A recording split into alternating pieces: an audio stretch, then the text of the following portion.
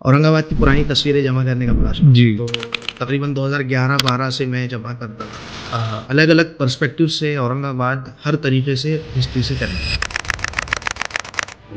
एक ऐसा किला बन गया कि जिसको आसानी से हम जीत नहीं सकते। तो इसका क्या सच है, ये औरंगजेब आलमगीर ने बनाया था या आदम शाह ने बनाया था? अब रही बात उर्दू और औरंगाबाद का कनेक्शन, तो ये बहुत ज़्यादा पुराना और खासतौर पर उर्दू जबान से तो बहुत नज़दीक कनेक्शन है। सिराज औरंगाबादी का मकबरा औरंगाबाद में मौजूद है, लेकिन बहुत कम लोगों को मालूम है कि किले और कब्रिस्तान जो है औरंगजेब आलमगीर की खबर औरंगाबाद में क्यों और महाराष्ट्र में क्यों है? तो औरंगाबाद की नहीं बोलते यार, ये एक ही तुम्हारे पास डिश है, उसको पकड़ के बैठे तुमने, और बाहर का कोई बंदा एक भी नहीं खा पाएगा। हमारे पास लोग 2-2, 3-3 शादियों में तो ऐसा हिल जुल के 4 तक डाल देते लोग। बिरयानी बनाए ठीक है, लेकिन उसके अलावा ये जो हैदराबादी कल्चर के 2-2, 3-3 सालन की शादी बॉयकॉट करो। अगली बार अगर आप ऐसी शादी में दिख गए तो मसला ना हो जाए। Controversial take. आज जैतून जहाँ पर है वहाँ पर पहले कई लोगों ने ट्राई किया, लेकिन सक्सेसफुल। वहाँ पे तो पॉलिटिकल पार्टी भी सक्सेसफुल नहीं हुई। यहाँ पर बहुत सारी चीजें हैं जिसकी वजह से डेवलपमेंट हो सकता था, लेकिन मैं लाल हुई अमन का, ना मोती अदन का हो, एक जर्रा हकीर खाके दकन का हो। ये जो शेर है बहुत प्यारा शेर वहीदा नसीम का, आज के हमारे गेस्ट के लिए परफेक्ट एक्सप्लेनेशन है। उससे पहले ये एपिसोड बहुत खास होने वाला है क्योंकि हमारे पास आ गया स्पॉन्सर। ये तो मतलब अपना ही लोग है, गेस्ट के पास है स्पॉन्सर वाला। और 2 चीज़ें, ये एपिसोड बहुत ज़्यादा स्पेशल रहने वाला है क्योंकि जो गेस्ट है वो मेरे बहुत ज़्यादा क्लोज फ्रेंड है। तो इस शख्स को हम कह सकते हैं जिसने उर्दू अदब और तारीख को जो हमारे बुजुर्गों के पास से यूथ में लेके आए, दोनों के बीच में एक ब्रिज बनने का काम इन्होंने किया। और ये वो शख्सियत है जिसने एक ट्रेंड लेके आ गया, जो उर्दू को उन्होंने फिर से सिटी में, इसको ऐसा बोल सकते हैं कि यूथ में फेमस कर दिया, पॉपुलर कर दिया उर्दू को, तारीख को। लोग, आप जो इतने रील देखते हैं औरंगाबाद की, इतने सारे आप जो रील्स देखते हैं या फिर कोई भी कंटेंट देखते हैं औरंगाबाद बेस्ड, ये पहले नहीं होता था। ये हुआ इसलिए क्योंकि औरंगाबाद मुसाफिर ने आपको वो सब चीज़ें दस्तयाब करी, वो तारीखी चीज़ें जो शायद आपको किताबों में मिलती थी, लेकिन आजकल किताब कौन पढ़ता है, आज तो 30 सेकंड की रील में सब देखते हैं। तो आज जो हमारे गेस्ट है वो बहुत स्पेशल है, मेरे करीबी दोस्त है मुदस्सिर नदीम, औरंगाबाद मुसाफिर के फाउंडर, उर्दू मिराज के फाउंडर और ब्रांडेड के फाउंडर। ऐसे बहुत सारे उनके पेजेस है। एक और प्रोजेक्ट भी उनका चलने वाला। तो वेलकम करते हैं हमारे गेस्ट को लिटरली के पॉडकास्ट में, शेख मुदस्सिर नदीम। शुक्रिया भाई, शुक्रिया आपने मुझे दावत दी अपने इस पॉडकास्ट या इंटरव्यू में, और मैं उम्मीद करता हूँ कि ये इंटरव्यू के बाद हमारी दोस्ती कायम रहेगी। कोशिश करूँगा मैं, पूरी दोस्ती बनी रहेगी। जी, बनी रहेंगी। तो मुदस्सिर नदीम, वैसे जो उनकी प्रोफेशनल लाइफ है उसमें वो डिज़ाइनर है, और कोई भी अगर डिज़ाइनर है तो उनका एक इंस्पिरेशन जो रहता है उनकी पैशन से निकलता है, जो उनका पर्सनल लाइफ में इंस्पिरेशन दिखता है। तो आप मुदस्सिर नदीम के डिज़ाइन देखेंगे तो उसमें एक तारीखी आपको एंगल दिखता है, हर चीज़ में कुछ आपको दिखेगा कि इसमें कुछ तो भी हिस्टोरिकल, जैसे मार्वल के ज़मान में या फिर आप पॉप कल्चर के ज़मान में बोलते हैं ईस्टर एग्स जो रहते हैं, तो इनके डिज़ाइन में ईस्टर एग्स दिखता है। तो मुदस्सिर भाई, ये कहाँ से आपकी जर्नी स्टार्ट हुई? आप वैसे तो मेरे को तो सब पता है लेकिन कैमरे के लिए फिर से कि औरंगाबादी मुसाफिर और उर्दू मिराज का ये जो जर्नी है क्यों स्टार्ट हुई और आपको कैसे ये सब चीज़ों में आपका इंटरेस्ट पैदा हुआ? यार देखो, सबसे पहले एक चीज़ मैं क्लियर कर दूं, बहुत सारे लोगों को ये गलत फहमी है कि मेरा कोई हिस्ट्री से बैकग्राउंड है। तो सबसे पहले तो मेरा कोई मतलब हिस्ट्री से कोई बैकग्राउंड नहीं है। एजुकेशन वाइज आप देखें, मेरा इंजीनियरिंग हुआ है, लेकिन चूँकि मेरा एजुकेशन, प्राइमरी एजुकेशन और स्कूलिंग इकरा से हुई है, उसके बाद डिप्लोमा इंजीनियरिंग हुआ, और साथ में घर का माहौल कुछ ऐसा था कि जिसकी वजह से उर्दू और कहीं ना कहीं तारीख़ से एक कनेक्शन था। और साथ ही ऐसा हुआ कि जैसे वक्त गुजरता गया तो कहीं ना कहीं वो चीज़ें आसपास घूमती थी। फॉर एग्जांपल, अगर जब मैं पीएस में था 6 साल, 3 साल डिप्लोमा, 3 साल इंजीनियरिंग, तो हम लोग नमाज़ों को मस्जिद जमील बेग या फिर पंचक्की जाया करते थे। कभी अगर कुछ दोस्तों के साथ घूमने का मूड हो गया तो कभी मकबरा चले गए, कभी खुलदाबाद चले गए। तो वहाँ पर जाने के बाद ये एक क्यूरियोसिटी थी कि ये चीज़ें कब बनी, क्यों बनी, कैसे बनी, ये सारी चीज़ें। तो वो बेसिक नॉलेज लोगों से, कुछ पुराने लोगों से, कुछ किताबों से मिलती रही।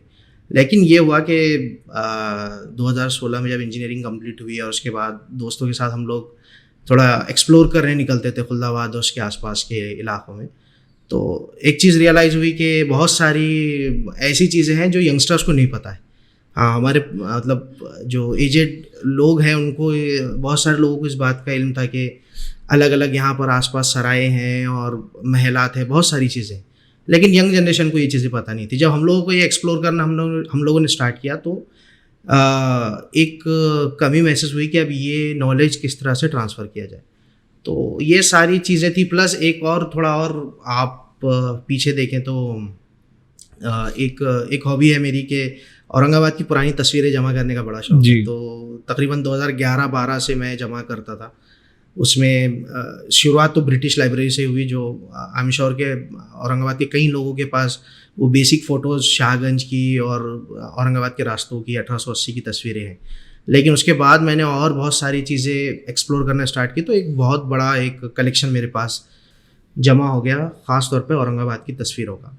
तो जब ये सारी चीज़ें सामने थी तो फिर एक आइडिया दिमाग में आया कि इसको हम लोग डिजिटली प्रिजर्व भी कर सकते हैं और लोगों के साथ इसको क्या कहेंगे, शेयर कर सकते हैं।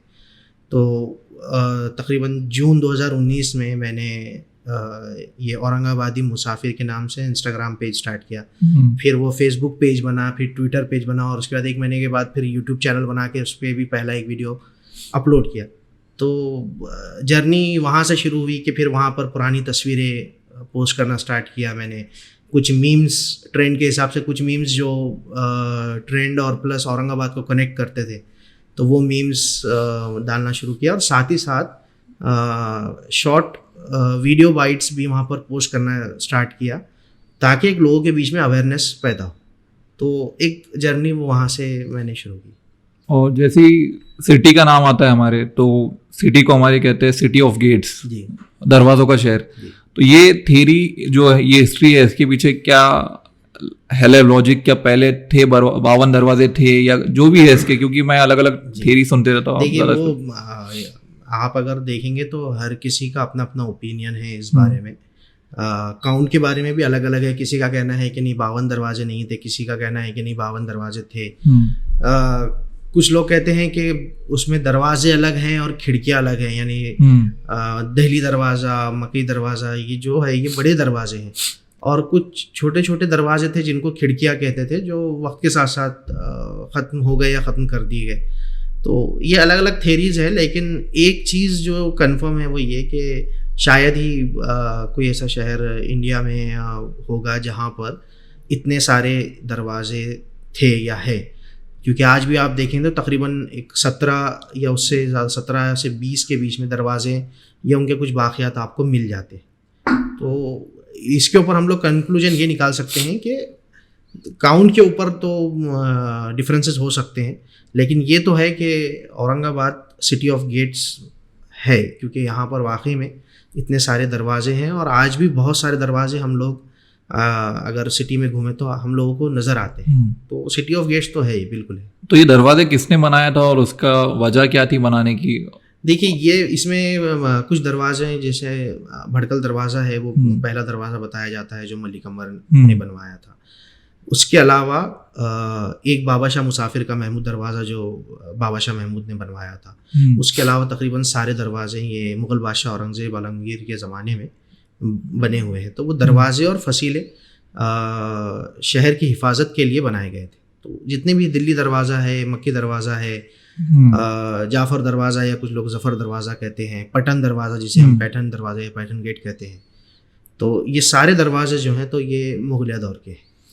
एक अगर हमारे व्यूअर्स के लिए जो नॉन औरंगाबादी है या फिर औरंगाबाद की भी है, जिनको शायद पता नहीं, क्योंकि जो बीबी का मकबरा हो गया या फिर 2-3 जो फेमस है अजंता एलोरा, इसके अलावा औरंगाबाद में हिस्टोरिकल इसके हिसाब से कौन सी चीजें हैं जो और भी मतलब जो फेमस नहीं है, तो टोटल आप एक बता सकते हैं कि लिस्ट की कितने हिस्टोरिकल प्लेसेस अभी भी है या फिर पहले थे जो अभी बाकिया नहीं है? हिस्टोरिकल प्लेसेस में तो मतलब औरंगाबाद, मतलब जितने लोग यहाँ पर आए काम के सिलसिले में आए है ना, या कोई अदर रीजन की वजह से भी आए, जो पुराने ख़ानदान से जब मुलाकात होती है, जब उनसे डिस्कशन होता है, तो एक ये चीज़ समझ में आती है कि अलग अलग पर्सपेक्टिव से औरंगाबाद हर तरीके से हिस्ट्री से कनेक्ट है। तो आप सबसे पहले अगर कोई भी फील्ड अगर उठा लें तो आपको उसके अंदर हिस्टोरिकल बैकग्राउंड मिल जाएगा। आप बोलोगे कि टेक्सटाइल, तो टेक्सटाइल इंडस्ट्री हमारे पास है ना, हिमरू है और पैठनी है, ये सारी चीज़ें। आप मॉन्यूमेंट्स की बात करोगे तो आपको अलग अलग डायनेस्टीज़ और अलग अलग एरा के आपको मॉन्यूमेंट्स मिलेंगे। एंशिएंट इंडिया देखोगे तो अजंता एलोरा है हमारे पास, आपके पास उसके बाद यादव के टाइम के मॉन्यूमेंट्स है, आपके पास खिलजी डायनेस्टी है, तुगलक डायनेस्टी है, बहमनी है, मुग़ल हैं, और बाद में नवाब, हाँ, आसिफ जाही है। तो अगर सिर्फ मॉन्यूमेंट्स की बात करें तो औरंगाबाद में जो बहुत सारे फेमस मॉन्यूमेंट्स हैं, जिसमें बीबी का मकबरा है, पंचक्की है, औरंगाबाद केव्स है। आप थोड़ा बाहर निकले, औरंगाबाद में सोनेरी महल भी है। उसके अलावा थोड़ा बाहर जाएंगे तो दौलताबाद है, दौलताबाद के आसपास भी बहुत सारे पुराने हमाम वगैरह ये सारी चीज़ें हैं। खुलदाबाद में बनी बेगम बाग है ना, मलिक अंबर का मकबरा है। फिर हैदराबाद के जो आसिफ जाही डायनेस्टी के जो फाउंडर थे, उनकी वहाँ पर जो तो मज़ार है। तो ऐसे कई मॉन्यूमेंट्स आपको हिस्टोरिकल मिल जाएंगे जो अलग अलग एरा को डिफाइन करते हैं। तो ये तरतीब वाइज आप अगर डायनेस्टी बता सकते हैं, डायनेस्टी कि कौन पहले आया कैसा है, क्योंकि लोगों को तो पता है कि खिलजी भी आए, औरंगजेब आलमगीर भी थे, और जो भी दूसरे भी है, तो ये सिलसिलावार कैसे बताएंगे उनको, कौन पहले आया? जनरलाइज अगर मैं सिर्फ बता दूं कि पैठन, इसको प्रतिष्ठान कहा जाता था। तो, अच्छा। तो वहाँ पर सातवाहना डायनेस्टी, कौन सी? सातवाहना जी, वो पैठन की थी। उनके ज़माने में पैठनी साड़ी वगैरह भी चलती। तो मतलब पैठन बहुत पुराना गांव या शहर बोल सकते हो, बहुत पुराना है।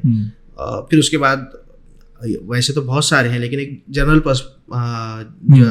क्या कहेंगे वे में मैं अगर बताऊं तो उसके बाद एक मॉन्यूमेंट जो हमारे पास दौलताबाद का है, तो यादव डायनेस्टी, जिसको देवगिरी कहा जाता था, यादव डायनेस्टी से। उसके बाद वहाँ पर खिलजीज आए। खिलजीज के बाद ये हुआ कि मोहम्मद बिन तुगलक, यहाँ पर तुगलक डायनेस्टी आई। तुगलक के बाद आपको बहमनी मिलेंगे, बहमनी के बाद आपको मुग़ल मिलेंगे, बहमनी के बाद आपको मलिक अंबर का दौर मिलेगा, जो अहमदनगर के जो निज़ाम जो थे, निज़ाम मुर्तज़ा वगैरह। तो अहमदनगर की वजह से मलिक अंबर का पीरियड आपको मिलेगा। उसके बाद मलिक अंबर के बाद मुगल्स है, मुगल्स के बाद आसिफ जाही है यहाँ पर, जो जिन्होंने बाद में अपना कैपिटल हैदराबाद शिफ्ट कर लिया। आसिफ जाह अव्वल और नासिर जंग शहीद के, और उनके बाद वो कैपिटल हैदराबाद शिफ्ट हुआ। तो फिर बाद में वो डायनेस्टी वहाँ से कंटिन्यू हुई, जो मीर उस्मान अली तक चली। तो तकरीबन इतना है। उसके बाद फिर 1947 हुआ। 1947 के बाद इंडियन गवर्नमेंट का यहाँ पर रूल आ गया। तो ये एक क्या कहेंगे, एक अगर मैं बताना चाहूँ, जो मेन डायनेस्टी जो जिनके मॉन्यूमेंट्स भी आपको यहाँ पर मिल जाएंगे, तो वो इस तरह से फ्लो मिलेगा। तो इतना मतलब जैसे हम देख रहे हैं कि हिस्ट्री के हिसाब से औरंगाबाद इतना रिच है, मतलब इतने डायनेस्टी, तो इतना पॉपुलर क्यों नहीं है? जैसे दिल्ली अगर तारीख की बात करें तो फिर वो जो नॉर्थ वाला एरिया है दिल्ली का हो गया, तो वहाँ पे सबको लगता है कि उधर से ही, और जैसा तुगलक ने कैपिटल भी बनाया था, ये लोगों को चीज़ पता नहीं है। तो ये एरिया में क्या था, मतलब ऐसे औरंगाबाद में कि सब यहाँ पे ही आता था? असल में यहाँ पर बहुत सारे राइटर्स ने लिखा है कि जिनको दक्कन इलाके पे कंट्रोल करना होता था, तो ये औरंगाबाद प्लेस एक बेस्ट था जहाँ से चीज़ें कंट्रोल करना आसान थी।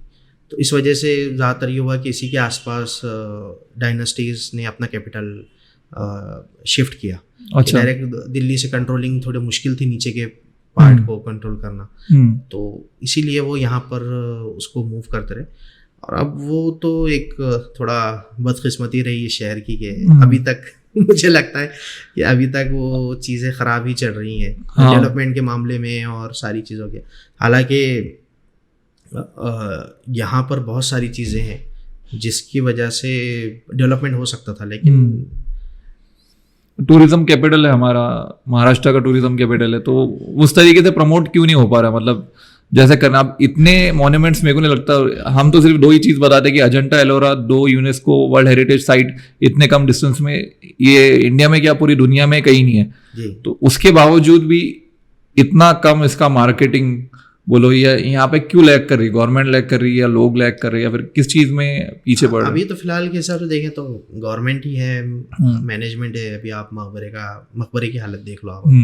मतलब हम लोग ठीक है, मतलब हमको खुशी होती है कि हम लोग बोलते हैं कि हमारे पास दक्कन का ताज है, लेकिन अगर ओरिजिनल ताजमहल और दक्कन के ताज को अगर हम कंपेयर करेंगे तो आज की हालत तो बहुत ख़राब है। हाँ, अभी तो उन्होंने काम स्टार्ट किया है, अभी तो वहाँ पर काम चल रहा है, लेकिन मकबरे में काम चालू है अभी। हाँ, अच्छा।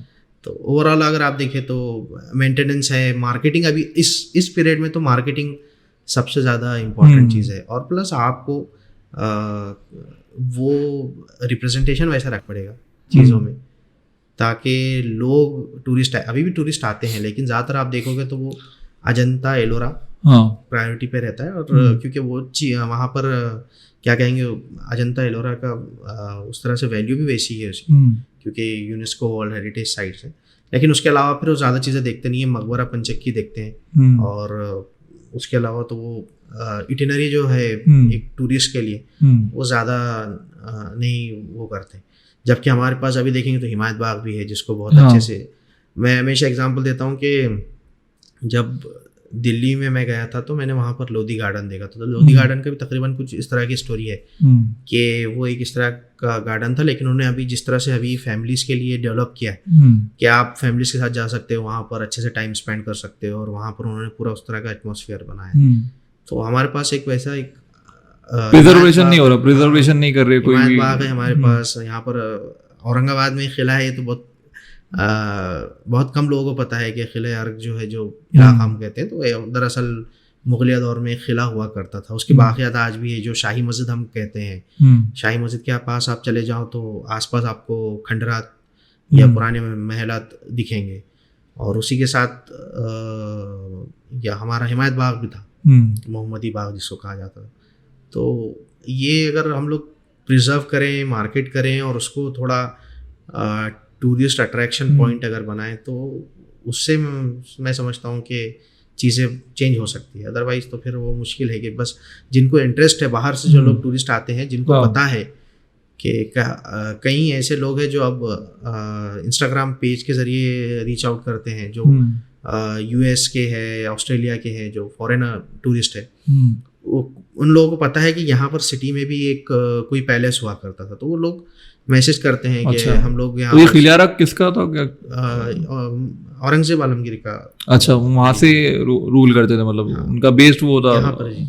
और जो दौलताबाद है वहाँ से नहीं करते थे उस टाइम पे? वो जब यहाँ पर औरंगाबाद में जब उन्होंने शिफ्ट किया दौलताबाद, मतलब उसमें ऐसा था कि आप देखेंगे कि वो दौलताबाद से भी कंट्रोलिंग होती थी, लेकिन यहाँ पर जब फैमिली के लिए उन्होंने जब महलात वगैरह तामीर करे, तो यहाँ पर उन्होंने ये किले अर्क का जो है तो महल बनाया था, जिसमें जो दरवाजे आसपास के हैं, रंगीन दरवाज़ा, काला दरवाज़ा, तो ये उसके लिए प्रोटेक्शन के लिए गेट से उसके पूरे।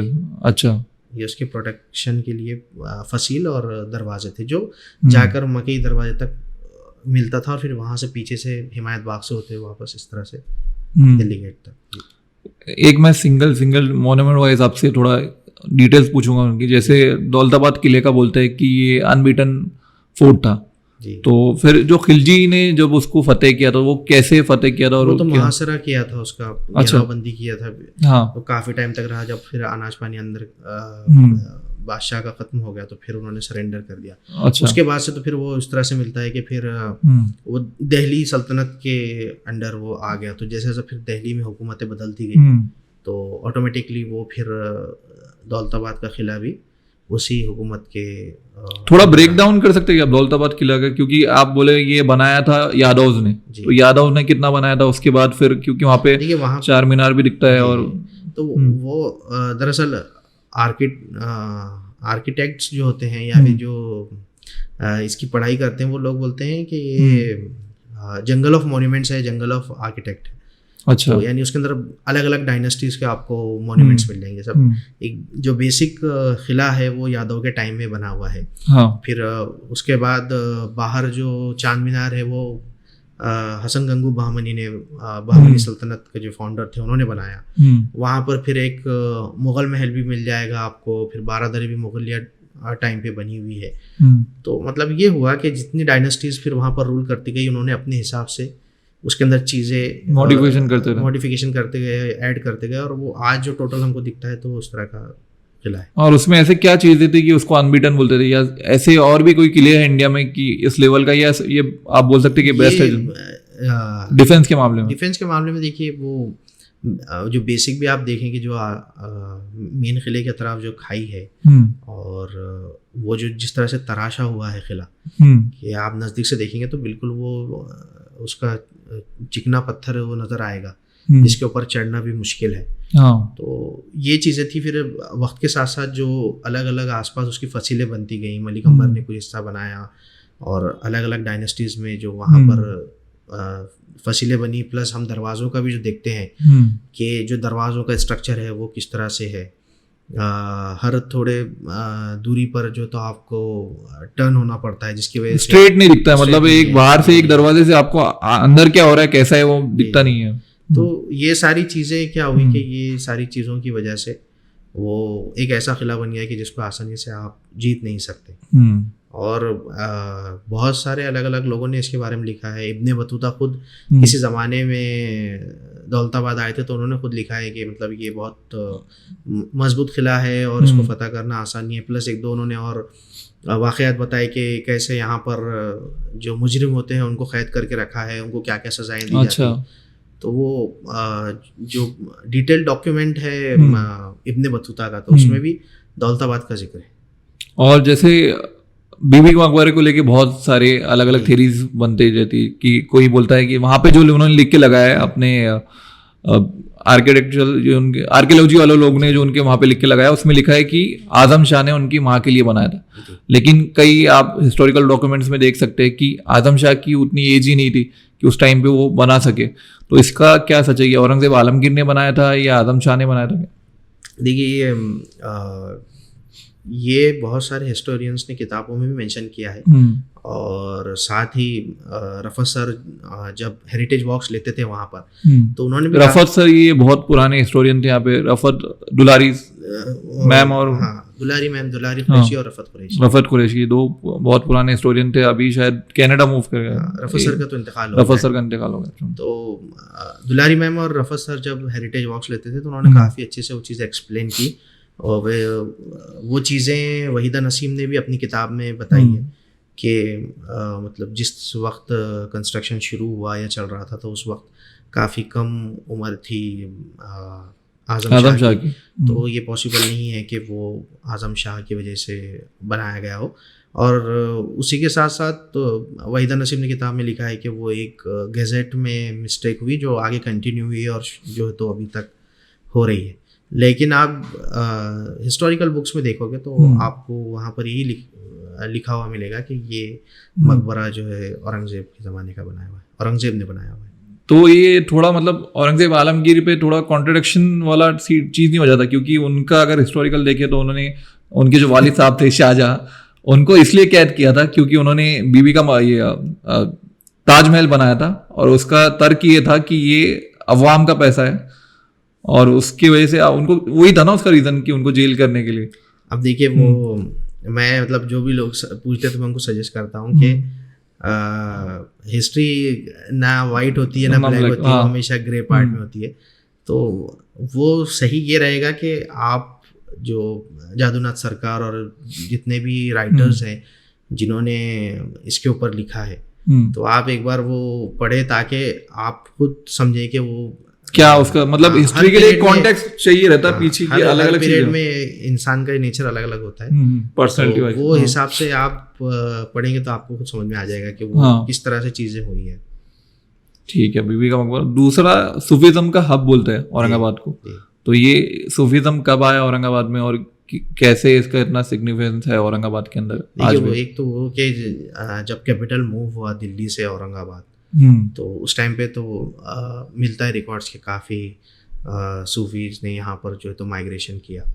तो एक तो वो था, उसके बाद फिर वक्त के साथ साथ और कई लोग यहाँ पर आए, और वो लोग चूँकि अब वो दौलताबाद में माइग्रेशन हो रहा था, तो उसके आसपास फिर एक अच्छी जगह जो थी वो रौज़ा थी, जो आज का खुलदाबाद है, उस ज़माने में उसको रोज़ा कहा जाता था। तो वहाँ पर फिर अलग अलग जो बड़े सूफीज़म में नाम हमको मिलते हैं, है ना, हज़रत बुरहानुद्दीन गरीब है, फिर ज़रज़री ज़रबख्श है। तो इस तरह के जो बड़े नाम मिलते हैं जिन्होंने यहाँ पर आके काम किया। और आप दक्कन में जाएंगे तो और दूसरे बड़े नाम हैं, ख्वाजा बंदा नवाज गिसुदराज है, और ऐसे कई नाम हैं। तो ये अलग अलग नाम आपको मिलते हैं कि जो लोग यहाँ पर आए, उन्होंने माइग्रेशन किया और फिर वो यहाँ से अलग अलग इलाकों में फैल गए। तो सेम एरा कि आपको कई लोग ऐसे मिलेंगे जो औरंगाबाद और फिर इस साइड में आप मनमाड़ वगैरह तक चले जाइए, वहाँ तक मुंबई तक मिल जाएंगे। इस साइड में आपको नांदेड़, परभनी और फिर हैदराबाद और दक्कन का नीचे जो हिस्सा है पूरा गुलबर्गा वगैरह, यहाँ तक मिल जाएंगे।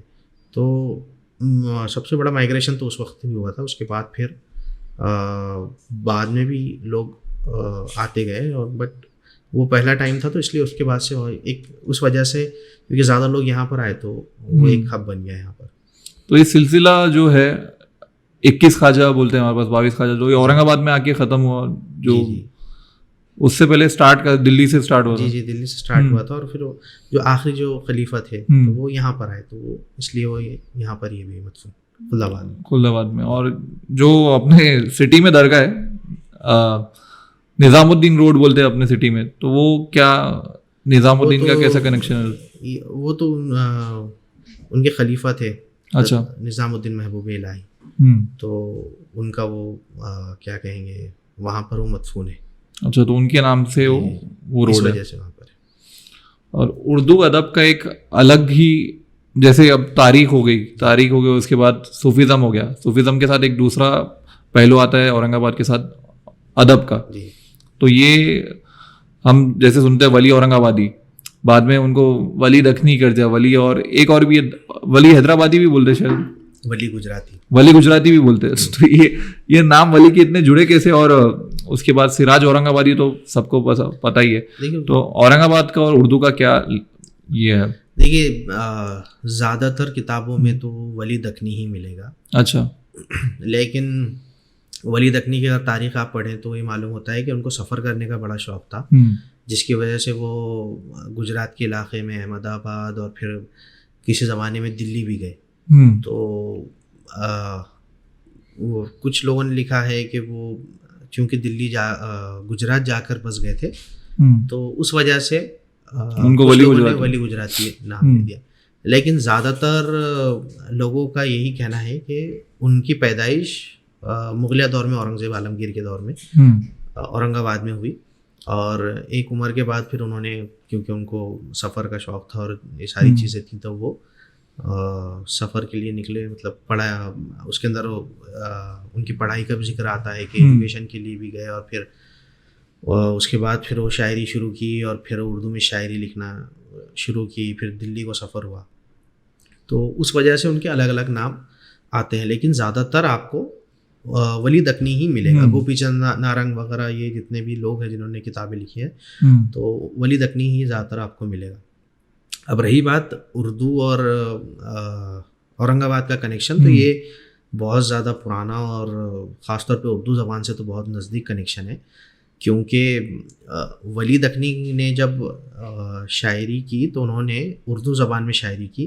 उस वक्त तक दिल्ली, लखनऊ, ये जो इलाक़ा था, तो यहाँ पर उर्दू ज़बान को उतनी वैल्यू नहीं दी जाती थी, और ज़्यादातर फ़ारसी में ही शायरी होती थी। अच्छा, लेकिन इन्होंने जब उर्दू ज़बान में शायरी की, और वो जब उनका कलाम, और वो खुद जब दिल्ली गए और वहाँ पर लोगों ने पढ़ा, तो बहुत सारे लोग जो है तो उनके कलाम से इंस्पायर्ड हुए, मुतासिर हुए, और फिर वहाँ से ये हुआ कि फिर लोगों ने उर्दू में भी शायरी शुरू की।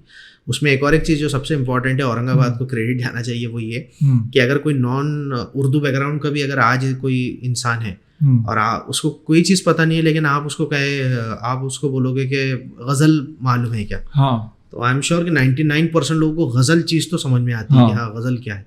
तो उर्दू ज़बान में जो गज़ल का कॉन्सेप्ट है वो भी वली दक्नी का दिया हुआ है। तो उर्दू हम ऐसे बोल सकते हैं उसकी पैदाइश भी औरंगाबाद में हुई और गज़ल की पैदाइश की नहीं बोल सकता, लेकिन गज़ल जो चीज़ है, क्योंकि उर्दू हर इलाके में अलग अलग तरीके से डेवलप हुई और फिर उसने ट्रैवल किया। वो एक ज़माने तक दिल्ली में थी, फिर दिल्ली से दक्कन में आई, फिर क्या कहेंगे लखनऊ में भी उर्दू का एक पूरा प्रोसेस हुआ, जिसको अलग अलग स्कूल्स कहते हैं। उर्दू के अलग अलग स्कूल्स है, एक दक्कनी है, एक लखनऊ की साइड की है, एक दिल्ली की साइड की। तो वो ज़बान इवॉल्व हुई, लेकिन जो गज़ल का कंसेप्ट है, गज़ल में जो जितने रूल्स वगैरह होती है, जो एक फॉर्मेट होता है गज़ल का, तो ये जो कंसेप्ट है वो वली दक्नी का दिया हुआ है। और जब वली दक्नी की शायरी वगैरह जब पहुंची, तो उस वक्त के जो मशहूर शायर थे मीर तकी मीर, अब जिन लोगों को नहीं पता उनको बता दूं कि मीर तकी मीर मिर्ज़ा गालिब से पहले के शायर हैं। उनको क्या शहनशाह गज़ल तो मीर को ही कहते हैं ना, खुदाए सुखन कहते हैं। तो अब इतने बड़े शायर थे, क्योंकि गालिब तो आजकल खैर सबको मालूम है, मीर तकी मीर उर्दू जानने वालों को मालूम है, बट जिनको नहीं मालूम उनके लिए सिर्फ एक रेफरेंस पॉइंट दे रहा हूँ कि इतने बड़े उर्दू के शायर थे कि उनके बाद जब गालिब का ज़माना आया तो गालिब ने खुद एक शेर मीर तकी मीर के लिए कहा था कि रेख्ता के तुम ही उस्ताद नहीं हो गालिब, कहते हैं कि अगले ज़माने में कोई मीर भी था। तो गालिब के शेर से समझ में आता है कि गालिब भी अपने से बड़ा शायर समझते थे। तो मीर तकी मीर की एक किताब है नुकातुश शोरा बोलकर, फ़ारसी ज़बान में है। वो उस किताब में उन्होंने अलग अलग शोरा के बारे में, उनके अपने ज़माने के अलग अलग शोरा के बारे में उन्होंने लिखा है। तो उन्होंने उसके अंदर वली दक्नी का भी जिक्र किया है, वली दक्नी, उनकी शायरी वगैरह। और ये शेर बड़ा मशहूर है कि जो मीर तकी मीर ने वली दक्नी के लिए लिखा था, कि जब उन्होंने शायरी वगैरह पढ़ी और सारी चीज़ें हुई, तो उन्होंने लिखा था कि हुगर कुछ यूं ही नहीं हम रेख्ता गोई के, माशूक जो था अपना बाशिंदा दक्कन का था। अरे वाह। यानी मैं ऐसे ही उर्दू शायरी से इन्फ्लुएंस नहीं हुआ हूँ, जिस इंसान की वजह से हुआ हूँ वो दक्कन का रहने वाला था। तो ये वली दक्नी के लिए मीर तकी मीर ने शेर कहा है। तो ये क्या कहेंगे, एक बहुत बड़ी देन है औरंगाबाद की वली दक्नी। फिर उसके बाद आप देखते हैं कि सिराज औरंगाबादी का ज़माना आया, जिसमें तसव्वुफ़ की शायरी और ये बहुत है। आज भी सिराज औरंगाबादी का मकबरा औरंगाबाद में मौजूद है, लेकिन बहुत कम लोगों को मालूम है कि किले और कब्रस्तान जो है वहाँ पर सिर्फ एक ही टोम है, अगर आप देखोगे तो वो टोम सिराज औरंगाबादी का है। तो सिराज औरंगाबादी का ज़माना है। सिराज औरंगाबादी के साथ उनके ज़माने में बहुत सारे उनके साथी शोरा थे, दाऊद औरंगाबादी वगैरह, इस तरह के अलग अलग नाम आपको मिलते हैं। तो ये सिलसिला चलते चलते फिर बाद में हम देखेंगे कि फिर वो आपको सिकंदर अली वजद और खाजी सलीम, बशर नवाज साहब, और ये हिमायत अली शायर भी, हिमायत अली शायर, कई ऐसे बड़े बड़े जो शायर हैं वो औरंगाबाद से। हिमायत अली शायर हैं, वहीदा नसीम खुद, जिनका शेर आपने पढ़ा है, तो वहीदा नसीम खुद औरंगाबाद के थे। उन्होंने फिर बाद में किताब जो औरंगाबाद पे लिखी, वो तो मतलब अपने आप में एक जेम है कि अगर वो किताब नहीं लिखते तो शायद वो पर्सपेक्टिव से चीज़ें शायद ही हमको औरंगाबाद के बारे में मालूम होती। यानी जो बारीकी से उन्होंने अपना दौर जो पूरा एक्सप्लेन किया है कि औरंगाबाद के घर किस तरह से होते थे, किस तरह से बनावट होती थी, तौर तरीक़े कैसे होते थे, सारी चीज़ें जो तो शायरी के अलावा उन्होंने ये जो किताबें अलग अलग उस पर, जैसा एक औरंगाबाद मलिक अंबर से आलमगीर तक की औरंगाबाद पे किताब है। उसके अलावा शाहन बेताज जो पूरा सूफीज़म पे लिखा हुआ है, जिसमें औरंगाबाद, दौलताबाद, खुल्दाबाद, यहाँ पर जो सूफिया इकराम है उनके ऊपर, उनकी ज़िंदगी, उनके हालात के ऊपर पूरी किताब है। तो वो ये दो बेहतरीन किताबें भी उनकी वजह से मिली। तो हिमायत अली शायर है उसके अंदर, और क़मर इकबाल है। तो कई ऐसे हैं जो मतलब जिनको अलग अलग तरीक़े से आइडेंटिफिकेशन या जो फेमस हुए हैं। तो शायरी के साथ साथ कई चीज़ें हैं, जैसा कि अब आप देखेंगे बशर नवाज साहब का जो गाना है जो उन्होंने लिखा है करोगे याद तो एक बात से याद आएगी, वो एक मशहूर है। उसके अलावा क़मर इक़बाल ने जो लिखा था कि खुद की खातिर न ज़माने के लिए ज़िंदा हूँ, क़र्ज़ मिट्टी का चुकाने के लिए ज़िंदा हूँ, तो ये इतना फेमस हुआ कि उस ज़माने में पंकज उधास ने अपने एल्बम में गज़ल गाई थी, तो बहुत ज़्यादा फेमस हुई थी। तो ये अब्दुल रऊफ़ चाउश जो थे, तो वो अपने ज़माने के एक अच्छे बहुत बेहतरीन शायर और क़व्वाल थे। तो उनकी जो क़व्वालियाँ हैं वो बहुत लोग पसंद करते थे। तो आपके पास ऐसे कई नाम हैं उर्दू लिटरेचर को लेके, आपके पास अलग अलग ख़ानदान हैं। अब आज भी देखेंगे तो याक़ूब उस्मानी और यूसुफ उस्मानी साहब का जो ख़ानदान है, हिशाम उनके जो फर्जंद है हिशाम उस्मानी के वालिद और दादा, उनके वालदा अभी हयात है माशाल्लाह, तो वो भी बहुत उर्दू में उनका बहुत काम हुआ है, राना हैदरी मैम का। तो ऐसे कई लोग हैं, नूरुल हसन साहब इतना बड़ा नाम है आज, इनकी भी छठी जनरेशन है नूरुल हसन साहब की औरंगाबाद में। तो ऐसे कई लोग हैं, शकील महमूद साहब है, तो महमूद शकील साहब है, तो ऐसे कई लोग हैं जो आज भी हैं। और ओवरऑल उर्दू की तारीख़ आप देखेंगे तो आपको बहुत सारी चीज़ें, अच्छा यही नहीं सिर्फ अगर शायरी की बात नहीं, अगर औरंगाबाद और उर्दू को कनेक्शन आपको देखना है कि किसी ज़माने में मौलवी अब्दुल हक, जिनको बाबा उर्दू कहा जाता है, अच्छा, वो औरंगाबाद में आए थे निज़ाम के दौर में, और यहाँ का जो मल्टीपर्पज़ स्कूल है उसके वो प्रिंसिपल थे, जो बड़कल दरवाजे के पास आज मौजूद है। तो उन्होंने उसके साथ उर्दू का काम किया। तो यहाँ पर प्रिंटिंग प्रेस सबसे पहले जो आया वो यहाँ पर आया। एक जो उर्दू के प्रमोशन के लिए एक क्या कहेंगे गवर्नमेंट का इदारा जो है, तरक्की उर्दू नाम बोल रहा हूँ, तो वो सबसे पहले औरंगाबाद में था। अच्छा, औरंगाबाद में हुआ, फिर आज़ादी के बाद वो दिल्ली शिफ्ट हुआ, फिर वो जो पार्टीशन हुआ तो फिर वो पाकिस्तान का एक उसका एक बना, हिंद का एक बना। तो यहाँ से जो तो किताबें शाये होती थी उस ज़माने में, तो वो औरंगाबाद से होती थी। तो ये एक कनेक्शन हो गया।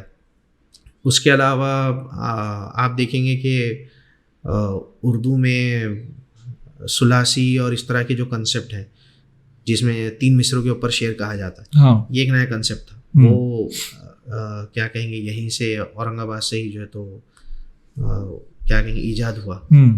तो ऐसी कई चीज़ें हैं जो उर्दू और औरंगाबाद को जोड़ती है, जो बहुत कम लोगों को पता है, ख़ासतौर पर मतलब नई जनरेशन में जिनका फील्ड है उनको तो माशाल्लाह पता है चीज़ें। लेकिन एक हेरिटेज की नज़र से अगर देखें कि जो चीज़ें आम लोगों को मालूम होना चाहिए, क्योंकि अगर कोई बाहर से अगर इंसान आता है और वो आपको पूछता है आपकी सिटी के बारे में, तो आपको पता होना चाहिए कि जैसा कोई सपोज जूना बाज़ार में खड़ा रह के पूछ ले कि भाई जूना बाज़ार इसका नाम क्यों पड़ा, नवाबपुरे में कोई खड़ा रह के पूछे कि नवाबपुरा ही क्यों नाम है, क्योंकि ये पुराने इलाके जहाँ पे आज भी आपको पुरानी हवेलियाँ और कुछ ना कुछ चीज़ें आपको थोड़ी बहुत नज़र आएगी। तो अगर आपको पता होगा तो आप बताओगे तो वो कहीं जाके वो प्रमोट होगी, अदरवाइज वो लोगों को ही पता नहीं कि हाँ कुछ तो था, अगर बोल दिया तो फिर वो चीज़ें ख़त्म हो जाती है। जैसा आपने इसको वली रखनी को एक्सप्लेन कर दिया कि गजल की इजादी वली रखनी ने की, और वो कितना इंपॉर्टेंस है कि मीर अपनी किताब में लिखते हैं कि एक शेर लिखते हैं वली के ऊपर, और वहां से उनका इंटरेस्ट बढ़ा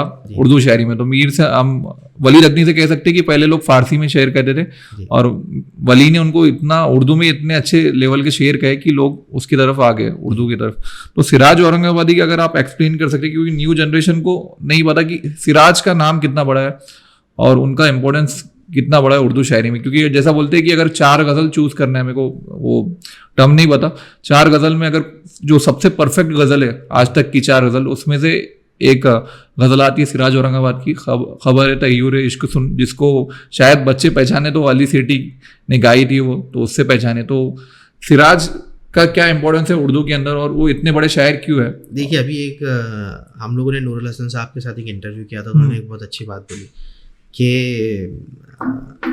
सिराज का इम्पोर्टेंस काम ये है कि उन्होंने यहाँ पे जो उर्दू ज़बान इवॉल्व हो रही थी तो उसको साफ़ करने का काम किया। अच्छा। जो शायद आप शायरी भी पढ़े उनसे पहले के शायरों की और उनके वक्त की, तो वो आपको डिफरेंस समझ में आता। और एक तसव्वुफ का जो उनकी शायरी, तसव्वुफ थोड़ा एक्सप्लेन कर सके तो?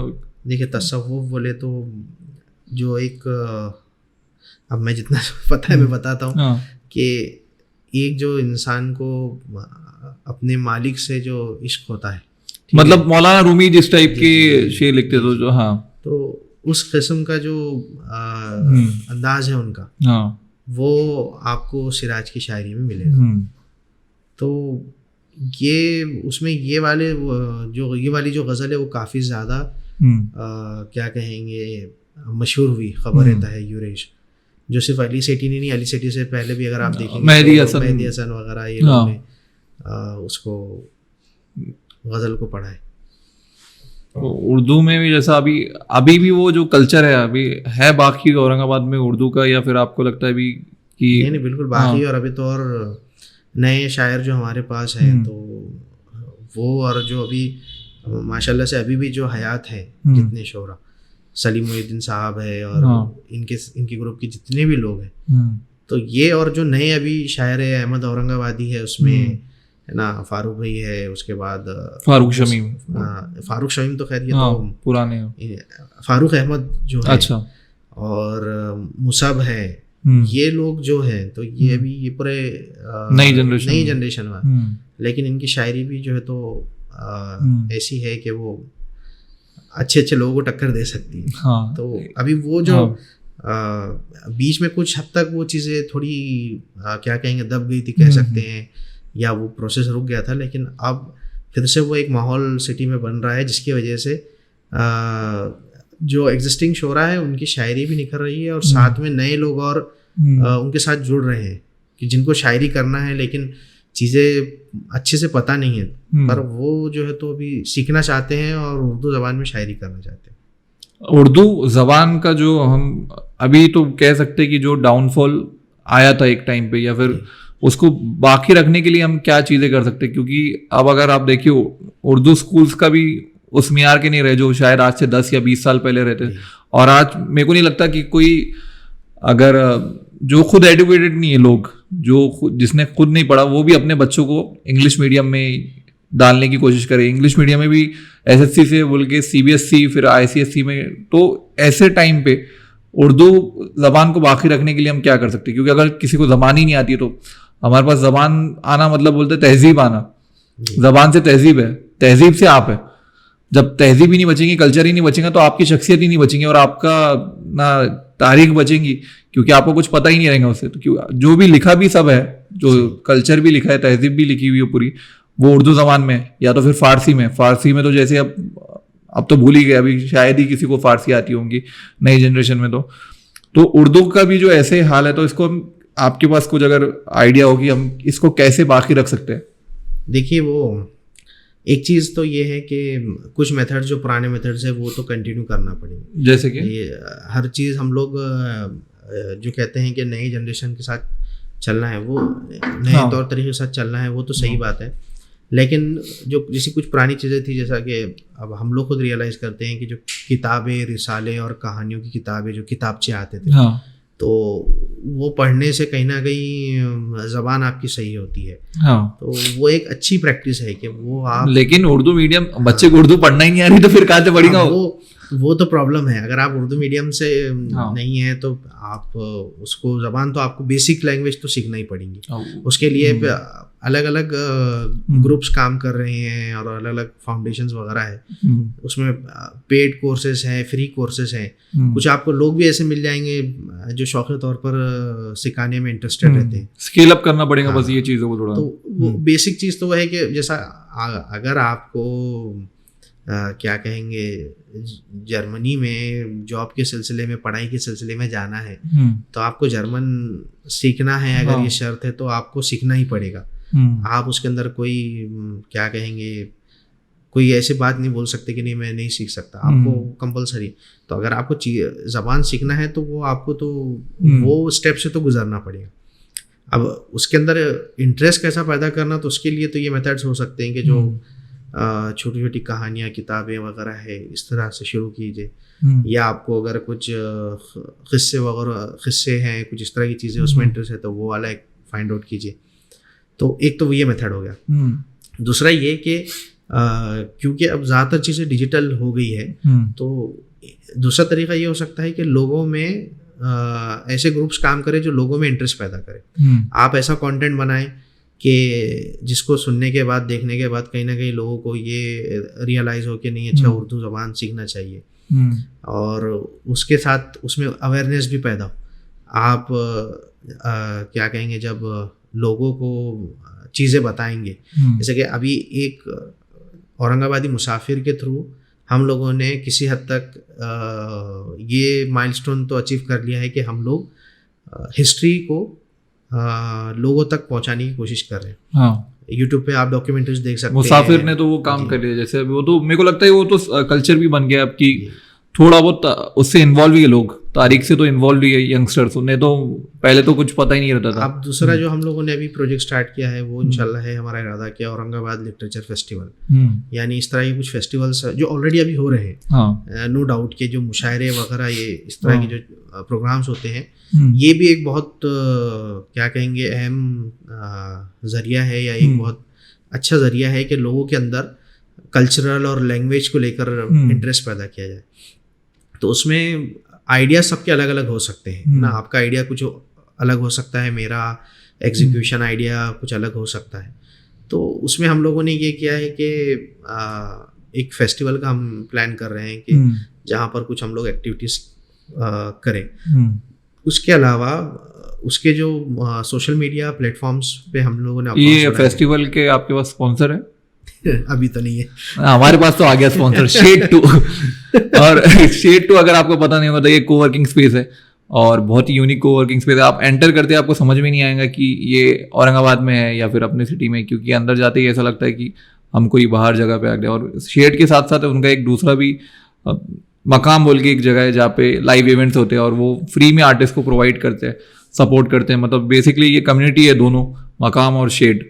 तो मेन इसका शेड है, शेड कोवर्किंग स्पेस है, क्योंकि अभी अपने सिटी में अभी चाहिए लोगों को कि कोवर्किंग स्पेस हो जहाँ पे आप जाके, क्योंकि घर पे काम नहीं हो रहे। बहुत सारे सिटी में हम देख सकते हैं कि औरंगाबाद में, अपनी सिटी में बहुत सारे लोगों का आईटी जॉब है, और कितना भी आपके घर में आप सेपरेट रूम हो, कुछ भी हो, वो फील आता ही नहीं है, बनता ही नहीं है।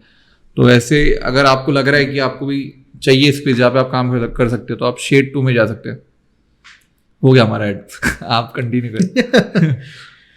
तो उसके जो सोशल मीडिया अकाउंट्स हैं वहाँ से हम लोग अभी ये कर रहे हैं कि औरंगाबाद का जो उर्दू लिटरेचर है उसको हम लोग उसके ज़रिए प्रमोट करने की कोशिश कर रहे हैं कि ठीक है, बड़े बड़े शोरा जो ज़्यादा मशहूर हुए उनके तो नाम लोगों को पता है, ऐसे भी हैं कई शोरा जिन्होंने काम किया है लेकिन अब वो हयात नहीं, इंतकाल हो गया उनका, और नई जनरेशन को उनके बारे में पता नहीं है। तो हम लोगों की कोशिश है कि ऐसे शोरा के कंटेंट भी हम लोग डालें ताकि वो नई नस्ल तक वो चीज़ें पहुँचे, जिसमें अख्तरुज़्ज़मान नासिर साहब और ऐसे कई नाम हैं जिनकी एक शायरी आप पढ़ेंगे तो बहुत अच्छी शायरी है। और इसके अलावा कई और चीज़ें भी, शायरी के अलावा भी उर्दू लिटरेचर में और कई चीज़ें हैं।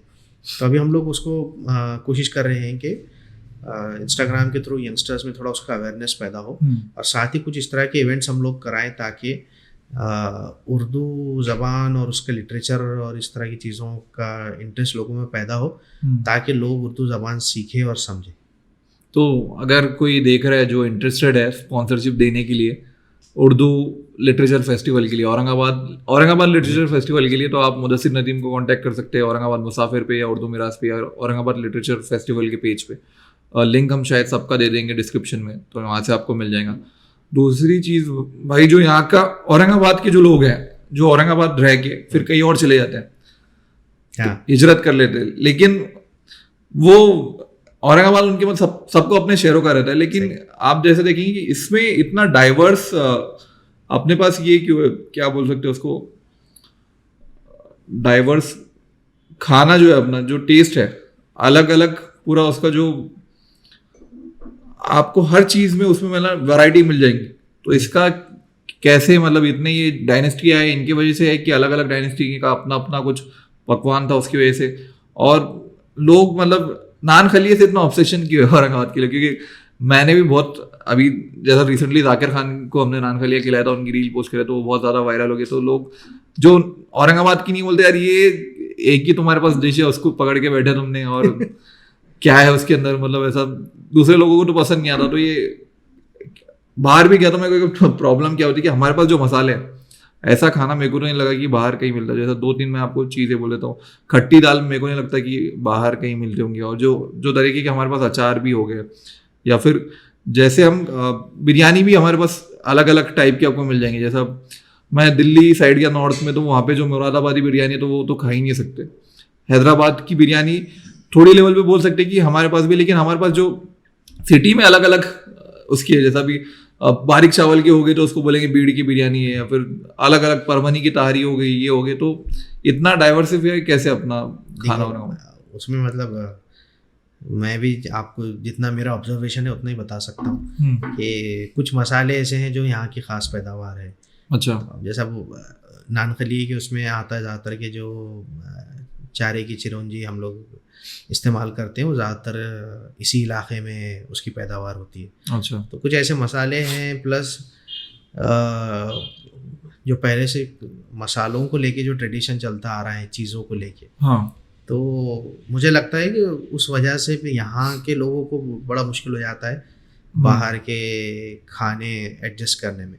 और कुछ चीज़ें तो ऐसी है कि मतलब वो दिल्ली में जाने के बाद मुझे भी मालूम पड़ा कि वो हमको लगता था कि हर तरफ बनती होगी या चीज़ें मिलती होगी, लेकिन वो सिर्फ क्या कहेंगे दक्कन रीजन जो है, या फिर जो उस टाइम पे हैदराबाद स्टेट के जो इलाके थे। लेकिन एक चीज़ मैंने नोटिस करा, हैदराबाद आप भी गए होंगे, हैदराबाद में और औरंगाबाद में फ़र्क ये है कि आप हैदराबाद में जाए तो आपको सिर्फ चावल मिलेंगे, एक टाइप अलग अलग बिरयानी हो गई या फिर दूसरे उनका जो भी पकवान है वो सब मिलेंगे। लेकिन औरंगाबाद में आपको मिक्स है, आपको रोटी खाना तो आपको हर टाइप की हर किस्म की रोटी भी मिल जाएंगी, और ऐसा नहीं कि घर में भी ये बनती है, और बिरयानी भी तो आपको अलग अलग किस्म की मिल जाएंगी। लेकिन नॉर्थ में गए तो वहाँ पे आपको बिरयानी उस टाइप की नहीं मिलेंगी, और यहाँ पे जो है हैदराबाद में आपको रोटी तो वहाँ पे मेरे को शायद ही लगता है तो शायद वही रीज़न है कि यहाँ पर जो डायनेस्टीज जो चेंज होती गई और लोग जो माइग्रेट कर आए भी, और बहुत सारे अलग अलग एग्जांपल भी मिलते हैं कि आसिफ जाही डायनेस्टी के टाइम पे भी, यानी निज़ाम्स के टाइम पे भी बहुत सारे ऐसे ख़ानदान हैं जो नॉर्थ से यहाँ पर आए मुलाजिमत के सिलसिले में और अलग अलग रीज़न की वजह से।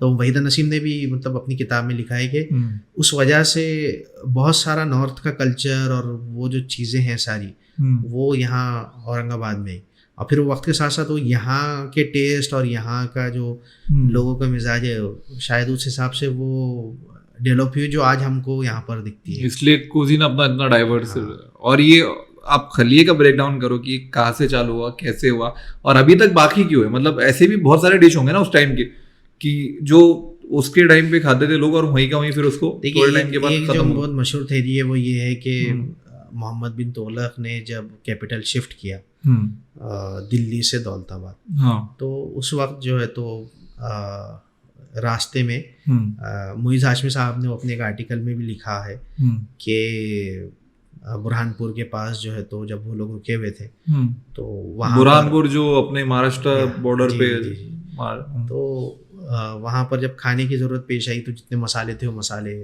डाल दिए गए और साथ में तंदूर लगा दिया गया, और वहाँ से जो है तो इसकी ज़रूरत क्यों महसूस हुई मतलब उनको एकदम, क्योंकि ये फौज के सारे लोग क्या कहेंगे आ रहे थे, और क्योंकि वो बड़े लहीम शहीम और तगड़े लोग रहते हैं तो उनकी खुराक भी ज़्यादा होती है, तो वो सारी चीज़ें, और प्लस शायद उन्होंने आर्टिकल में लिखा है कि अवेलेबिलिटी भी एक थी कि भाई हर चीज़ के लिए अलग अलग मसाले और ये चीज़ें लग रही, तो आप मसाले जो हैं मुख्तलिफ़ किस्म के वो एक साथ आप देग में डालिए, पकाइए, और साथ में इस तरह की खमीर के टाइप की रोटी बनाइए, जिसकी वजह से कुछ रोटियों में ही आपको मतलब आप अच्छे से पेट भर कर खाना खा सकते।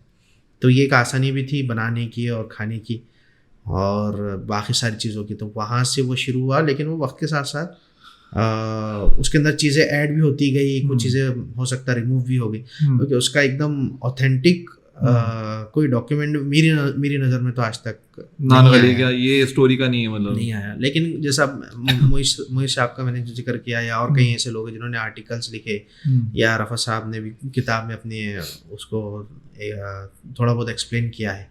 तो ये सारी चीज़ों से प्लस पुराने लोगों से, अब जो नान खलिया वगैरह बनाने में, और इसमें कहीं ऐसे कुछ लोग हैं पुराने जिन्होंने अपने बड़ों से ये बातें सुनी है, तो बस वो इस तरह की चीज़ें हमको अलग अलग मिलती है। हो सकता है कि उसका कोई डॉक्यूमेंट हो, हम लोग तो ट्राई कर रहे हैं उसका कि उसके ऊपर थोड़ा निकाले। लेकिन ये है कि जैसा ये है कि भाई उसमें कुछ लोगों का है कि भाई वो पहले पीली ही नान रहती थी या कोई और कलर की रहती थी, किसी का बोलना है कि नहीं पहले नहीं रहती थी।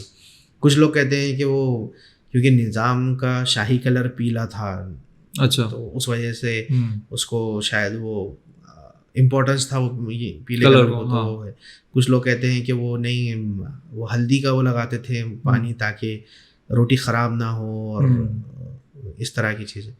तो ये शादियों में कैसे आई, मतलब नान खलिया शादियों का कैसा पार्ट बन गया? अब वो हो सकता है कि वो अब जब वो वहाँ से जब इधर कैपिटल शिफ्ट हुआ, लोगों ने खाना स्टार्ट किया और वो एक क्या कहेंगे टेस्ट में भी अच्छा था और बनाने के हिसाब से भी, मतलब ये है कि भाई चीज़ें सब हो जा रही है, तो वो एक ट्रेडिशन बना। लेकिन ये है कि वो ट्रेडिशन अभी अब तक भी हमारे पास चल रहा है। जो अभी मैं थोड़ा देख रहा हूँ लोग नान खलिया कम बना रहे हैं, ये हैदराबाद का एंगल थोड़ा अपने पास ज्यादा आ रहा, 2 सालन फिर स्टार्टर वगैरह। अच्छा, उसमें मत खर्चा करो भाई पैसा, देखो अपन ये नहीं क्यों करने का तुम्हारे को। नान खलिया अच्छा है, एक तो नान खलिया बनाओ, नहीं तो बिरयानी बनाओ।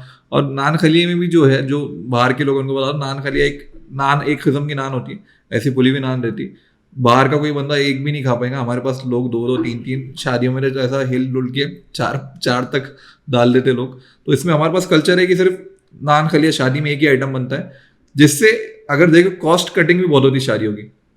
और जब से ये कल्चर जो आ रहा है ना अपने पास इंस्टाग्राम पे देख देख के, तो मैं औरंगाबाद के जो एकदम कट्टर औरंगाबाद के लोग हैं, मैं उनको एक मुहिम चलाने के लिए बोलूंगा, अगर जो भी शादी में नान खलिया नहीं बना रहा है, बिरयानी बनाए ठीक है, लेकिन उसके अलावा ये जो हैदराबादी कल्चर के 2-2 3-3 सालन लेके आ रहे हैं, उनकी शादी बॉयकॉट करो। निकाह नाम है, उसमें जाके आओ, सिर्फ अपने निकाह खानी में जाके आओ और खाना कोई भी मत खाओ। अच्छा, अगली बार अगर आप ऐसी शादी में दिख गए तो मसला ना हो जाए। मैं थोड़ा मैं जाऊंगा नहीं तो मालूम कैसे पड़ेगा मेरे को। अभी असल में मैंने एक वही शादी अटेंड करा था जिसमें 4 दिन खाया मैंने, और 4 दिन में से 1 दिन नान खलिया मिला था मेरे को बस, तो बाकी समझ गया। लेकिन वो ये है कि वो ट्रेडिशन भी हम लोगों ने बाकी रखा, दस्तर बिछाकर, टेबल नहीं आया अभी तक। इसमें ये क्या होता है, ये जो खाना आता है इसमें टेबल भी आया था, टेबल आता, फिर वो अब इतना फिर इस पे खर्चा कर रहे हो, डेकोरेशन भी। अगर एक लॉजिकल हिसाब से भी अगर आप देखिए, ठीक है आपको शादी पे पैसा खर्चा करना है, लेकिन क्यों करना है? आके नाम ही रखने वाले सब, कोई अच्छा नहीं बोलने वाला कि इसको याद नहीं रहेगा, सब नाम रखने वाले आके कि अरे हमको तो स्टार्टर एक ही बार दिए, है ना, जो भी है। और इससे जो है, क्योंकि ये कल्चर ही खत्म होगा। अभी लोग, मेरे को लगता है आपने भी नोटिस किया, इंस्टाग्राम देख के शादियों का पूरा कबाड़ा हो गया। जैसे वो शादी नहीं, इंस्टाग्राम कोलैबोरेशन ज्यादा दिख रहा है मेरे को, कि एक शादी में पहले हमारे पास एक कैसेट बनती थी जो 1 महीने के बाद कैसेट आती थी, और उसकी 2-3 कॉपी मिलके पूरे खानदान में लोग ऐसा बांटते थे और वो देखते रहते थे कि अरे कि कितना छोटा दिखता था शादी में ये हो गया। अब तो वो सिनेमैटिक बनाना है उनको, एकदम ऐसे 30 सेकंड की रील बनाने की बस शादी की, और उसमें खत्म हो गया बस पूरा। तो ये जो कल्चरल शिफ्ट आ रहा अपने पास, इसके ऊपर क्या कहना है आपका? कुछ कंट्रोवर्शियल टेक, कुछ तो मटेरियल दो हमको।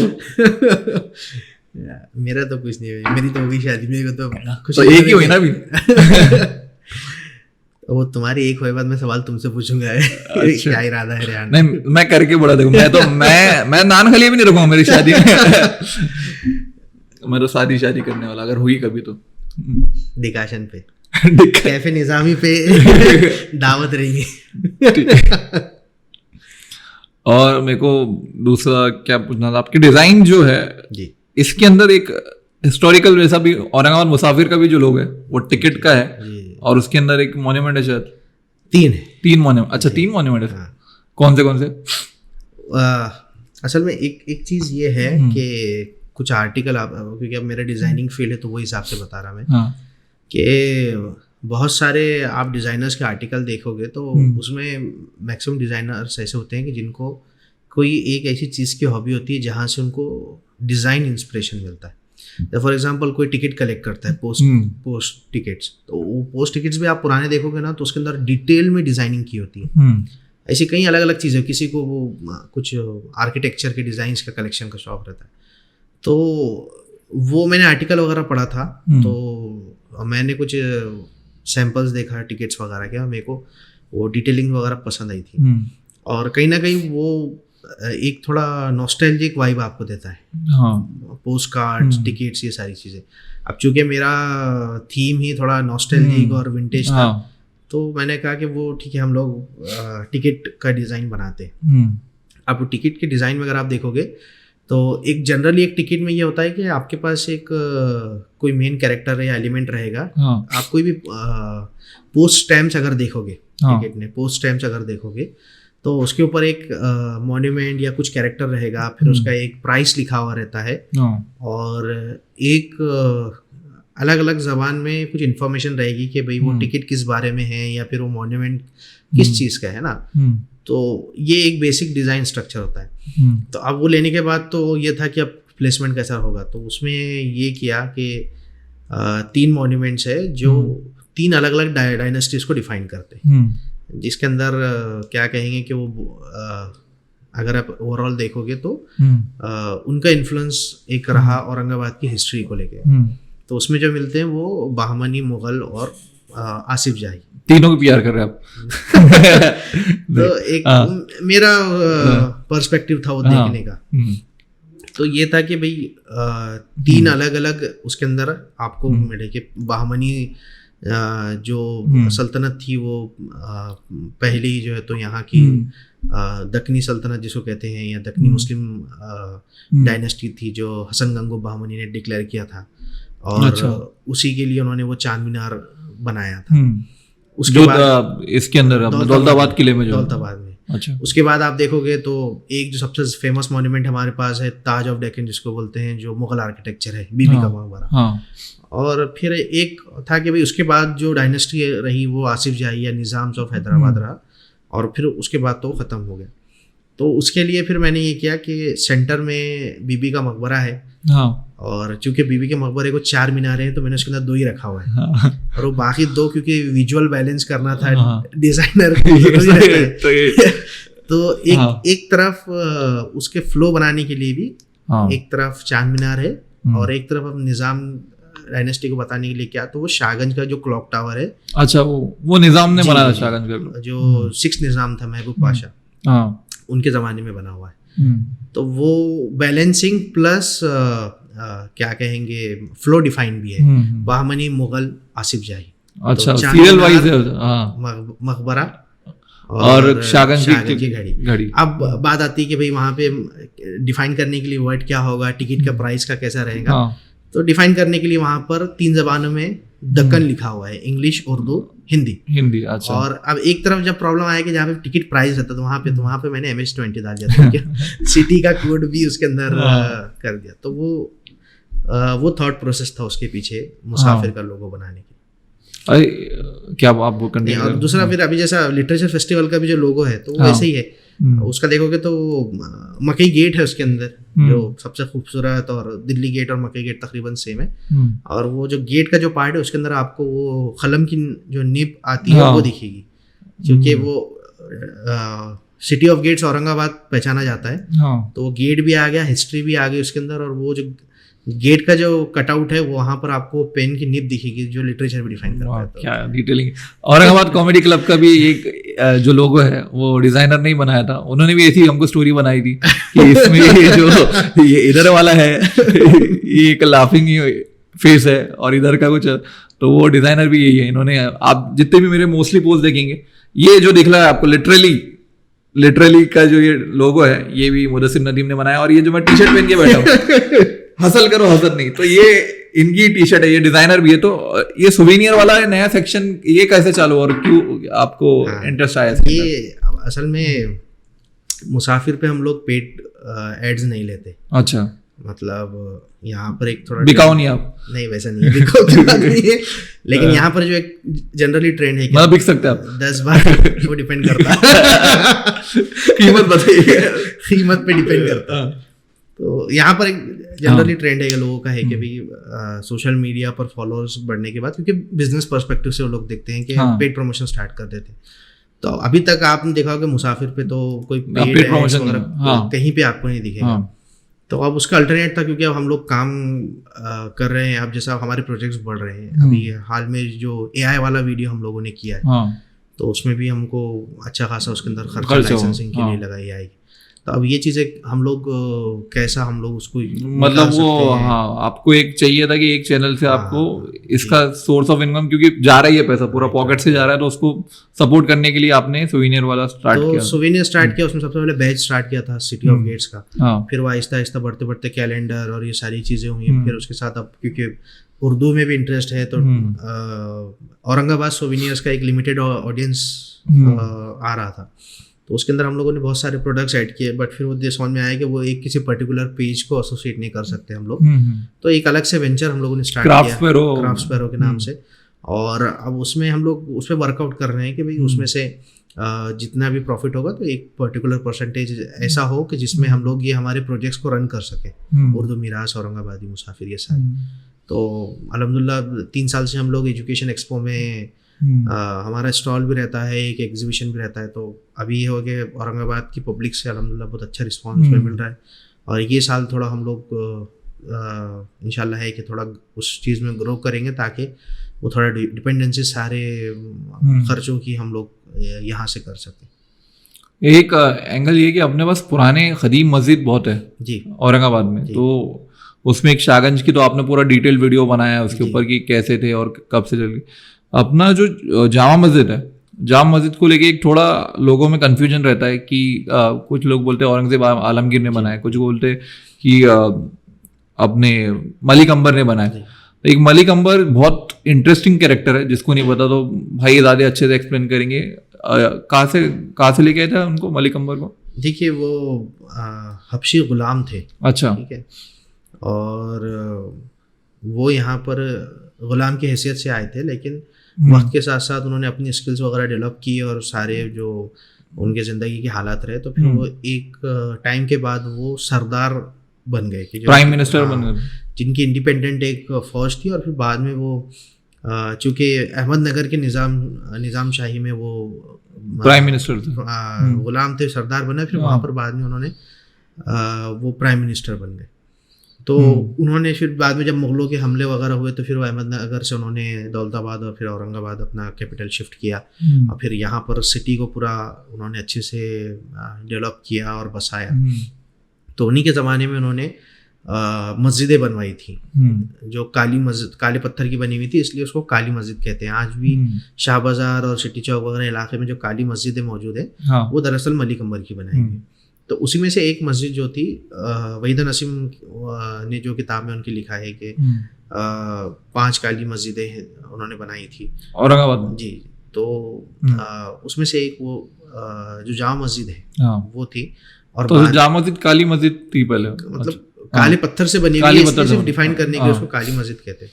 तो वो मस्जिदों में से एक थी। और बाद में ये हुआ कि चूंकि उनका इंतकाल हो गया और फिर बाद में मुगल्स यहाँ पर आ गए। और एक मिनट मैं आपको कट कर रहा हूँ, जो मलिक अंबर की आप अगर हिस्ट्री देखे जाके तो ये स्लेव थे पहले, गुलाम से प्राइम मिनिस्टर बने। तो ये आपको जो है स्लेव टू प्राइम मिनिस्टर वाली जो है, कुछ लोग ये भी कहते हैं, मेरे को नहीं पता कुछ हिस्टोरिकल इसका है या फिर मतलब जेंगो अनचेंड बोल के एक जो मूवी है क्विंटन टैरेंटिनो की, उसमें आप सेम चीज़ देखते हैं कि जो उसमें जेंगो था वो स्लेव रहता है मूवी के स्टार्टिंग में और लास्ट में सबसे बेस्ट बाउंटी हंटर बन के वो निकलता है। तो अब कुछ लोग बोलते हैं कि इधर से इंस्पायर्ड है मलिक अंबर से। बहुत सारे लोगों ने आर्टिकल में लिखा है ना। अच्छा लिखा है कि मतलब वो मूवी इंस्पायर्ड है मलिक अंबर की उससे। तो उसमें जो है मलिक अंबर सिर्फ इसके लिए नहीं, मस्जिदों के अलावा जो उनका पानी का जो ये था अपना जो यहाँ पे कैपिटल शिफ्ट किया था जिसने, मोहम्मद बिन तुगलक ने कैपिटल शिफ्ट किया था, फिर वो वापस दिल्ली क्यों चले गए थे कि पानी नहीं था, इसकी वजह से चले गए थे। तो ये साथ में सोल्यूशन भी लेके आए थे मलिक अंबर अपने साथ। अच्छा, मलिक अंबर का देखेंगे तो सिर्फ मस्जिद ही नहीं, मतलब वो रफा साहब ने, आप ये वाला जामा मस्जिद का कंप्लीट करके फिर आप चलिए। नहीं वो उसी में है, वो बताता हूँ कि इन सभी ने लिखा कि शहर बसाने के बाद मलिक अंबर ने 3 मजहबी इमारतें बनाई। मतलब 3 किस्म की, एक मंदिर, एक चर्च था। मंदिर इन द सेंस कि वो एक पंडितों की एक डिस्कशन वगैरह की जगह थी, एक चर्च था और मस्जिद थी। तो मस्जिद में जामा मस्जिद है, जो पंडितों के लिए था वो पंडित खाना, जो चीता खाना जिसको आज हम कहते हैं। तो वो जो चीता खाना स्ट्रक्चर जो आज कॉर्पोरेशन का बाजू में जो बना हुआ है, अच्छा, वो दरअसल मलिक अंबर के टाउन हॉल पे, जी टाउन हॉल जिसको आप कहते हैं। तो वो एक था, और चर्च बोलते हैं कि वो घाटी को जो रास्ता जाता है मकई गेट के पास, मकई दरवाजे के पास का, तो वो जो चर्च है वहां पर कहीं था, वो नहीं वहां पे तो भी एक चर्च है अभी, अब कोई नहीं है वो, मतलब वो एग्जैक्ट लोकेशन क्या है वो कुछ नहीं, ये तो शायद बात का बना हुआ है। तो मलिक अंबर सेकुलर था पहले से। तो वैसे तो सारे ही पढ़ेंगे तो सारे ही आपको सेकुलर, सब हर किसी फौज में आपको हिंदू मुस्लिम सारी चीजें मिलेंगी।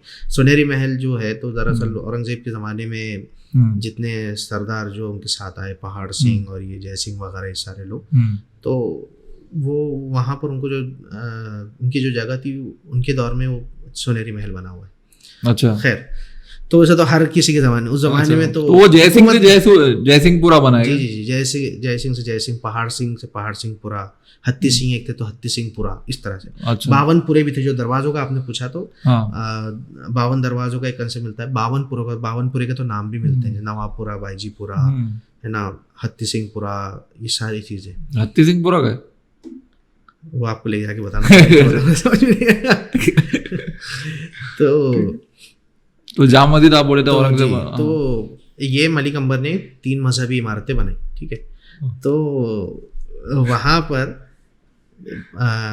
मलिक अंबर ने अंदर की जो 5 कमाने हैं वो मलिक अंबर के दौर की बनी हुई है, और बाद में औरंगजेब ने उनको राइट और लेफ्ट साइड से जो एक्सपांड किया, तो बाकी की जो है तो तीन इधर इस तरह से टोटल 11 कमाने हैं, तो वो औरंगजेब के। तो इसलिए वो दोनों का, आप मस्जिद में भी जाएंगे तो वहाँ पर जो शॉर्ट फॉर्म में हिस्ट्री तो नहीं लिखी हुई, खैर एक लाइन में लिखा हुआ है कि किस किसने बनाया है, तो बस उसमें दोनों का नाम वहाँ पर आता है। अच्छा, औरंगजेब आलमगीर का भी है और मलिक अंबर का भी है। तो मलिक अंबर ने पानी के जो मम्बे बनाए थे, तो ये तो स्लेव थे, तो इनको कुछ इसका है आपको नॉलेज की कहाँ से ये उनके दिमाग में ये चीज़ आई थी? देखिए, इन्होंने शेख चांद ने भी अपनी किताब में लिखा है कि वो कुछ इस तरह के सिस्टम, क्या कहेंगे, अहमदनगर वगैरह में भी मिलते हैं। तो कुछ चीज़ें उन्होंने वहाँ से देखी थी, फिर कुछ चीज़ें उन्होंने जहाँ से वो आए थे इथोपिया, वहाँ पे भी इस तरह के अंडरग्राउंड वाटर सिस्टम का चलन था।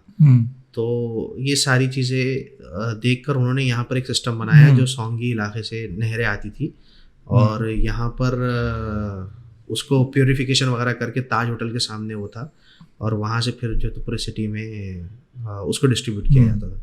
तो उस टाइम पे इतना भारी सिस्टम था वाटर का, जी, पानी का। अब नहीं, अभी म्युनिसिपल कॉर्पोरेशन बस 2 साल से बोला कि अरे अभी फरवरी में चालू करते, अभी नए मिनिस्टर आए, उन्होंने बोलते अभी अप्रैल से चालू करता, बोले डेली पानी।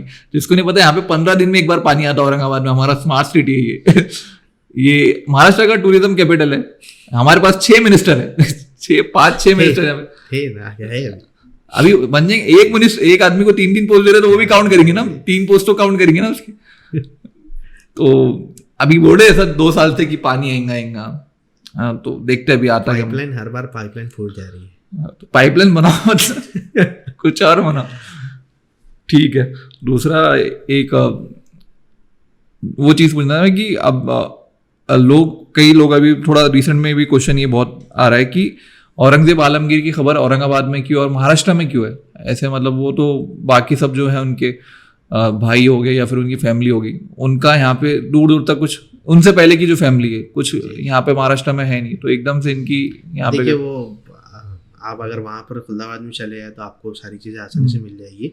जो 22 ख्वाजा कहते हैं हज़रत ज़ैनुद्दीन शिराज़ी, तो औरंगजेब उनको अपना उस्ताद मानते थे। हालांकि कभी देखा नहीं, वो उनसे काफ़ी पहले थे, लेकिन उनकी जो तालीमात वगैरह थी, तो उस हिसाब से वो उनको अपना उस्ताद मानते थे, और उन्होंने वसीयत में लिखा था कि मेरा इंतकाल कहीं पर भी हो, पर तदफीन जो होगी तो वो वहाँ पर होगी। तो उसमें उनका, और वो भी विल में वो लिखा था कि एकदम सादा खबर बनाना, सादा खबर होगी। और कई ज़माने तक तो वैसी थी। एक ब्रिटिश लाइब्रेरी पे एक पुरानी पेंटिंग है वहाँ की, अगर वो भी देखेंगे तो वो उसमें, अच्छा, हाँ जी, बिल्कुल नॉर्मल कच्ची खबर है और उस तरह की चीज़। तो मैं थोड़ा रिकमेंड करूंगा कि जो भी लोग है जिसको भी इंटरेस्ट है हिस्ट्री में, या फिर जो भी एक इमेज बना देते कोई भी रूलर की, तो थोड़ा हिस्ट्री पढ़े उसके बारे में। क्योंकि अगर आप देखो कि जैसे औरंगाबाद की इसकी औरंगजेब की इमेज बनाते हैं, औरंगजेब आलमगीर की जो इमेज बनाते हैं, अगर उस टाइम पे वो इतने उनके पीक पे 50 साल उनकी हुकूमत रही है, अगर मकबरा बना रहता था, क्योंकि मैं दिल्ली गया, मैंने हुमायूं का मकबरा देखा, हुमायूं शायद उनके लेवल पे था भी, उतने लेवल पे होगा भी नहीं जो औरंगजेब आलमगीर के पास जितना पैसा और वो सब था। तो अगर उनको खुद का मकबरा बनाना रहता तो कितने बड़े लेवल पे बना सकते थे। तो ये बहुत मतलब हिस्ट्री में जाके समझना पड़ेगा। एक शख्सियत को आप सिर्फ एक रील में नहीं समझ सकते, तो या फिर एक एपिसोड में भी नहीं समझ सकते। बहुत उसके लिए अलग अलग इंसान भी जो है अपने अपने तब्दीली से पड़ाव से जाते रहता है। जो जवानी में कुछ और रहता है, फिर शादी के टाइम पे कुछ और, शादी के बाद कुछ और उसके बाद अपने एक पर्सनैलिटी में जो चेंज होता है, सीखते, जैसा हम बोलते हैं इंसान सीखते रहता है। या फिर तो उसको हिस्ट्री समझने के लिए आपको जाके कुछ आप रेकमेंड करेंगे औरंगजेब को पढ़ने के लिए, कोई बुक अगर आपने पढ़ी हो? देखिए मतलब मैं तो ज़्यादातर औरंगाबाद के टॉपिक के आसपास की किताब ही मैंने पढ़ी है, लेकिन औरंगाबाद की शहंशाह आप क्यों? नहीं पर्टिकुलर अगर पर्सनैलिटी के ऊपर पढ़ना है तो जादूनाथ सरकार की, जादूनाथ सरकार, अच्छा, जो निजाम के उसमें राइटर थे जादूनाथ सरकार, ये जो है तो आई गेस उसमें थे। एक और नाम मुझे याद नहीं आ रहा है।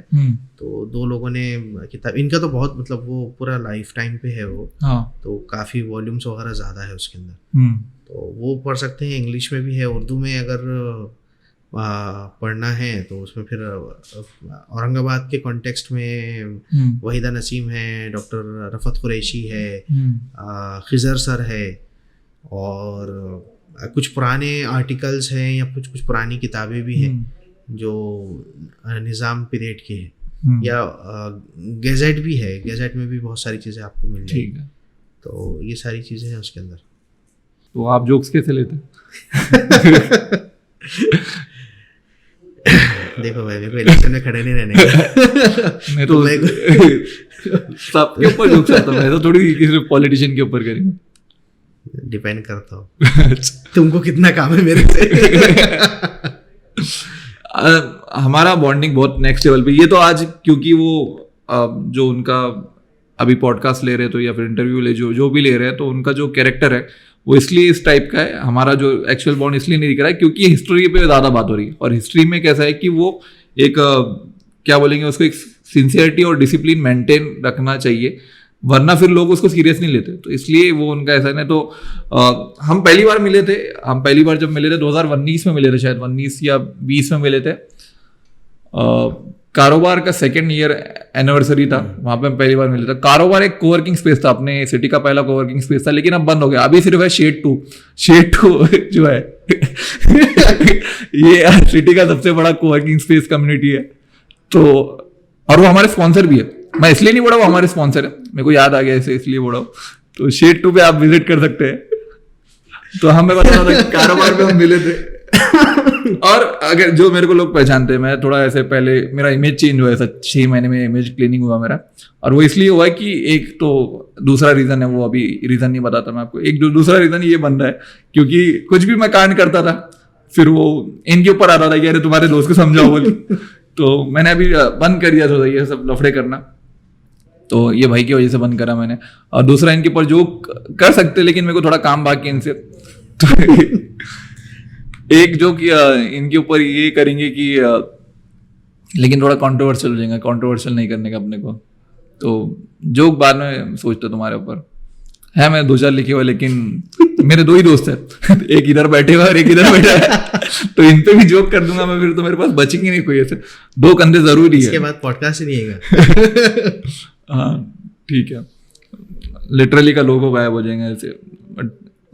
जो एक कर सकते हैं ना, मैंने किया ना, दोस्ती बनी रहे, पानी पी। तो ऐसा आ गया। देखो हमारे को स्पॉन्सर ने बोला कि वो जो शेड वाला कोवर्किंग का मग है उसको भी दिखाओ थोड़ा।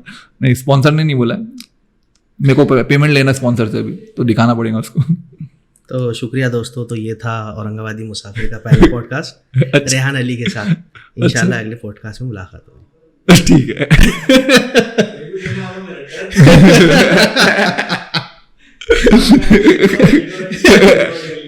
पहले दे दो तो मुसाफिर में पहले डाल देंगे, बाद में देख करेंगे। इसको एंड करते हैं अच्छे से। कहाँ पे एक रैपिड फायर राउंड ले लेते हैं आपसे एक। जी, वो अरे हमारा चल रहा है ना यहाँ पे बीच में, तुम कहा रहे अरे इधर कैमरा लगे, इनविजिबल होस्ट वो टूट गई है। नहीं वो तो टूट गई, वो उसका एक ही रिकॉर्ड मुझे जो मिला वो रफ़ा साहब की किताब में लिखा हुआ है कि मौलवी साबिर साहब की हवेली हुआ करती थी, ऐसा उन्होंने तो मेरे को एक जोक फिर से, आप जोक ले सकते हैं ना जोक तो मुदस्सिर भाई को अगर किसी ने पूछा कि आपका बर्थडे कब आता, वो मेरे को तो पता नहीं लेकिन रफ़त साहब की किताब में लिखा था, शेख चांद साहब की किताब में रेफरेंस के पक्के है, लेकिन हर चीज में उनको रेफरेंस, नहीं तो आप रेफरेंस दो ना, हिस्ट्री में तो देना पड़ता है रेफरेंस, वरना फेकम फाक भी बहुत होती है अपने पास, तो इसलिए मैं रेफरेंस देता हूँ। चलो इसलिए मैंने आपको पहले बोल दिया ना, मैं हिस्टोरियन नहीं हूँ। हाँ वो तो मैं तो आप, मेरा काम है बस रेफरेंस लेके स्टोरी टेलर है आप। हाँ वो कह सकते हैं। एक चीज, अगर कोई टूरिस्ट आ रहा है तो उसको कैसा इटरनी बना के देंगे आप औरंगाबाद का? देखो बीच में एक दो लोगों ने अप्रोच किया था, तो डिपेंड करता है कि उनका रिक्वायरमेंट और इंटरेस्ट कैसा है। एक पीएचडी रिसर्चर थी, तो उनको मुगल आर्किटेक्चर पे रिसर्च कर रही थी वो। एक नॉर्मल इन जनरल अगर समझो कोई है जिसको आपको चाहिए कि सिटी में ये चीज तो देखना चाहिए, 3 दिन का प्लान कर रहे हो तो एक दिन अजंता में जाएगा आपका, एक दिन दौलताबाद, खुलदाबाद, एलोरा में जाएगा, और तीसरा दिन जो रहेगा वो मकबरा, पंचक्की और मार्केट वगैरह आप घूम सकते हो। ठीक है, ये 3 दिन का हो गया। और रैपिड फायर की जैसे हम कुछ 2-3 क्वेश्चन पूछ लेते हैं, आपको सिटी का फेवरेट रेस्टोरेंट कौन सा? यार बोल सकते हैं ना, मतलब आप वो है क्या, अपने स्पॉन्सर लेने जाना है क्या अपने को? कजन का नहीं बोलने का, कजन वाला छोड़ के बोलने का। ये तो वैसे तो फिर है नहीं। अच्छा, कोई भी नहीं सिटी में? जैतून नहीं देते, मजाक नहीं है तो मजाक नहीं है हमको। नहीं, सीरियस, ऑन सीरियस नोट, अभी फिलहाल जो धब्बे हम लोगों को मिले हैं पिछले 2 महीने में, तो जैतून तो बेस्ट है। जैतून मतलब वो लोग देखो, सीधी सी बात है, एक चीज़ हम लोग जो फूड पे बात कर रहे थे, तो एक ये है कि फूड कल्चर प्रमोट करने की भी एक स्ट्रेटेजी होती है। आज जैतून जहाँ पर है वहाँ पर पहले कई लोगों ने अपना बिजनेस ट्राई किया, लेकिन वो सक्सेसफुल नहीं हुए। वहाँ पे तो पॉलिटिकल पार्टी भी सक्सेसफुल नहीं हुई जिसकी जगह थी तो उन लोगों को मतलब एक ऐसा है कि फैमिली वगैरह को भी हम लोग ले जा सकते हैं, टेस्ट भी अच्छा है। और वो लोग जो फ्राइडे का जो दालचा चावल वाला जो कंसेप्ट है वो बेस्ट है। आप मतलब ऐसा नहीं कि सिर्फ कंसेप्ट ही लाया है, टेस्ट भी अच्छा है, सर्विस अच्छी है वहाँ पर। तो मेरे लिए तो अभी फिलहाल औरंगाबाद लिटरेचर के पहले स्पॉन्सर जैतून रेस्टोरेंट है। और आपका फेवरेट फूड क्या है, डिश आपकी जो भी अगर हो सकती, घर में भी? अच्छा, घर की बात, घर की भी। हाँ, वैसे तो नान खलिया ही है अपना एक ओवरऑल अगर देखा जाए तो। उसके अलावा यार एक नहीं है, बहुत सारे। बोलो जितना भी है बोल सकते हैं आप। देश निकाला कराते हैं। हाँ, तहारी और घर के हिसाब से तहारी है। फिर हमारे पास वो जो बनता है तला हुआ गोश्त, जो बनता है यूजुअली दक्कन साइड में, खट्टी दाल, तला हुआ गोश्त, और तहारी, खट्टी दाल, तला हुआ गोश्त, और क्या है भाई, बिरयानी उसके बाद ले सकते हैं। बिरयानी 3 नंबर पे या फिर नान खली के बाद बिरयानी। अच्छा, नान खलिया, बिरयानी, तहारी और फिर तला हुआ। तहारी जिसको नहीं पता वो उसको बिरयानी की किस्म बोल सकते हैं या नहीं बोल सकते? ये कुछ उसका थोड़ा तरीका अलग तरीका है। राइस, टमाटे वगैरह है उसके अंदर, फिर वो बिरयानी में अखनी रहती कच्चे गोश्त के साथ, इसमें नहीं है। इसका थोड़ा तरीका प्रिपरेशन। मेरे को तो अरबा आके तहारी खाने का। और फेवरेट आपका स्ट्रीट फूड कौन सा सिटी का? बस कबाब अच्छे मिलते हैं। दिल्ली जाने के बाद से तो यहाँ के कबाब के वास्ते इज्जत तो ज़्यादा बढ़ गई।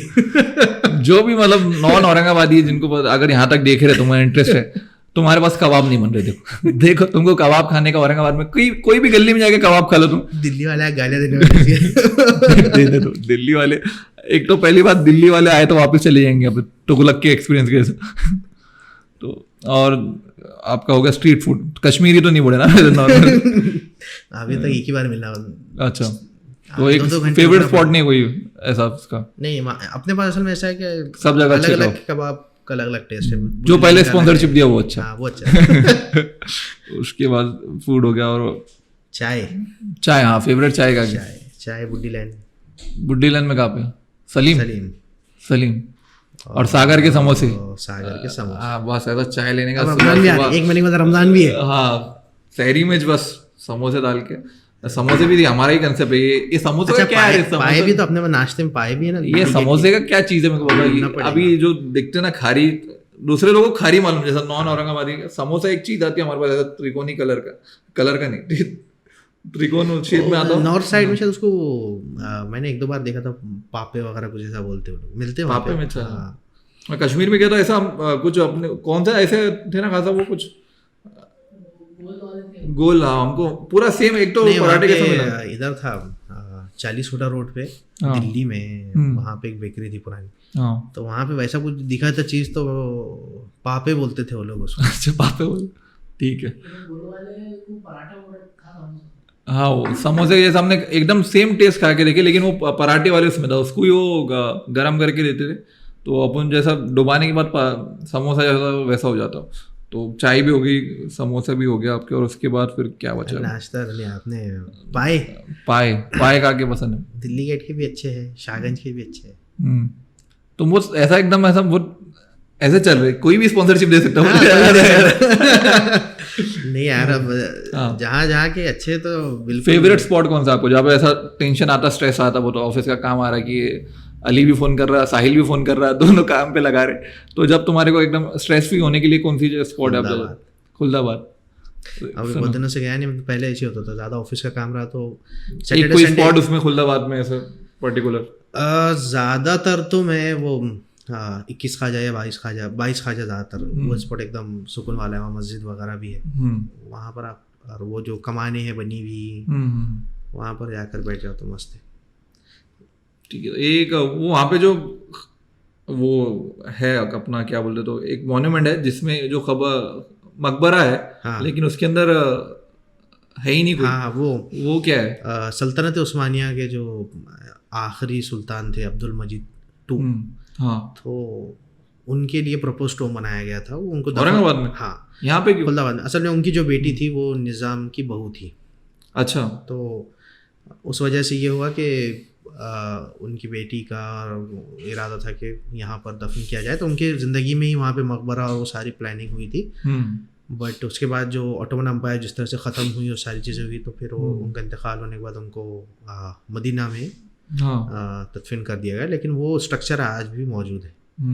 और मलिक अंबर की खबर का क्या, कोई बोलते हैं घाटी के पास है, कोई बोलते हैं, मतलब पुराने लोगों से भी आप अलग अलग लोगों से डिस्कशन करोगे तो ये चीज़ आती है, लेकिन हिस्टोरिकल किताब में तो खुलदाबादी लिखा हुआ है, सारी किताबों में तो खुलदाबादी लिखा हुआ है। ठीक है। तो आप स्लैंग्स बोल सकते हैं अपने सिटी के? मेरे पहले 2-3 लोगों को पूछा, बट ऐसा मेरे को रिस्पॉन्स नहीं मिला। वैसे आपको क्या लगता है, क्या स्लैंग्स है अपनी सिटी की? स्लैंग्स देखो, वो वर्ड तो दक्कनी हम लोग बहुत ज़्यादा यूजुअली यूज़ करते हैं। एक तो हाउ तो हमारा बहुत फेमस है। ये इसका क्या कंसेप्ट है? हाउ कहाँ से निकला, ये आया कहाँ से हाउ? वो दक्कनी वर्ड है यार, वो हैदराबाद वगैरह में भी इस्तेमाल होता है, मराठी में भी होता है, लेकिन हाउ तो क्या नहीं होता?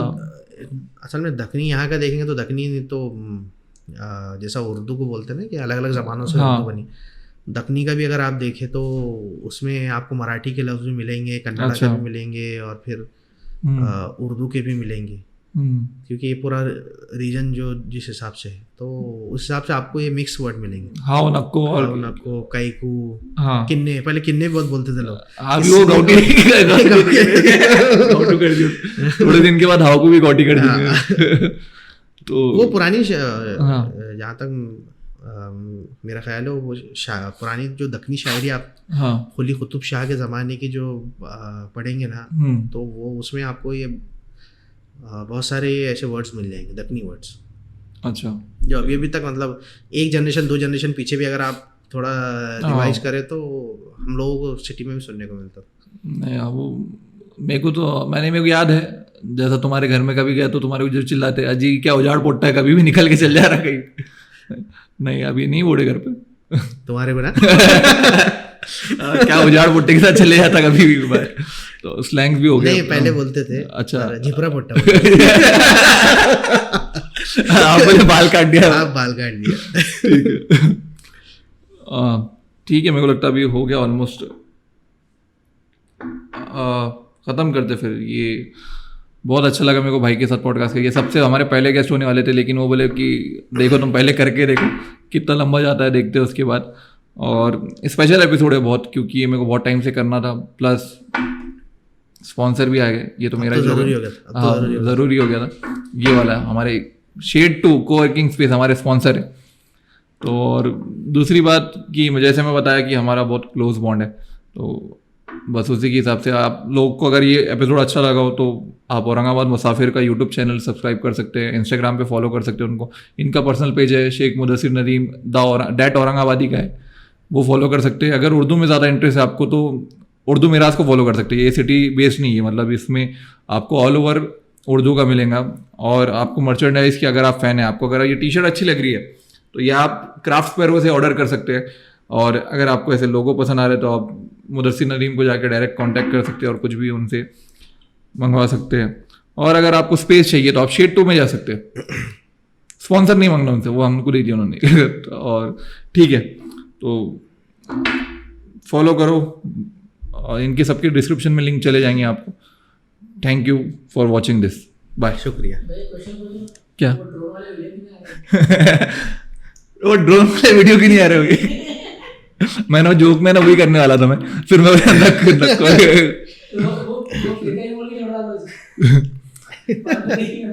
वो ड्रोन कहाँ गायब हो गया? देखो भाई, हमने ड्रोन असल में थोड़ा 120 साल पहले छोड़ दिया। हमारा एक वीडियो है, पुराना वीडियो देख, उसमें ड्रोन चल रहा है। Time travel to Aurangabad. चलो तुमको बोलना तो बोलो। नहीं भाई, अब क्या बोल, तुम क्या बोल रहे हो? अरे कैसा लगा वीडियो, क्या लगा तो बोलो। बहुत बढ़िया, चालू बोलो ना। अरे क्या बोल रहे हो? बैठो बैठो, चालू। यार ये जबरदस्ती ले रहा है आदमी है बंदूक की नोक पे जी। तो दोस्तों, अगर आपको हमारा पॉडकास्ट अच्छा लगा हो तो ये औरंगाबादी मुसाफिर का पहला पॉडकास्ट था। जल्द अच्छा, ये नहीं बोलने का था। अच्छा सॉरी। तो अगर इस तरह के और पॉडकास्ट के लिए आप क्या है वो?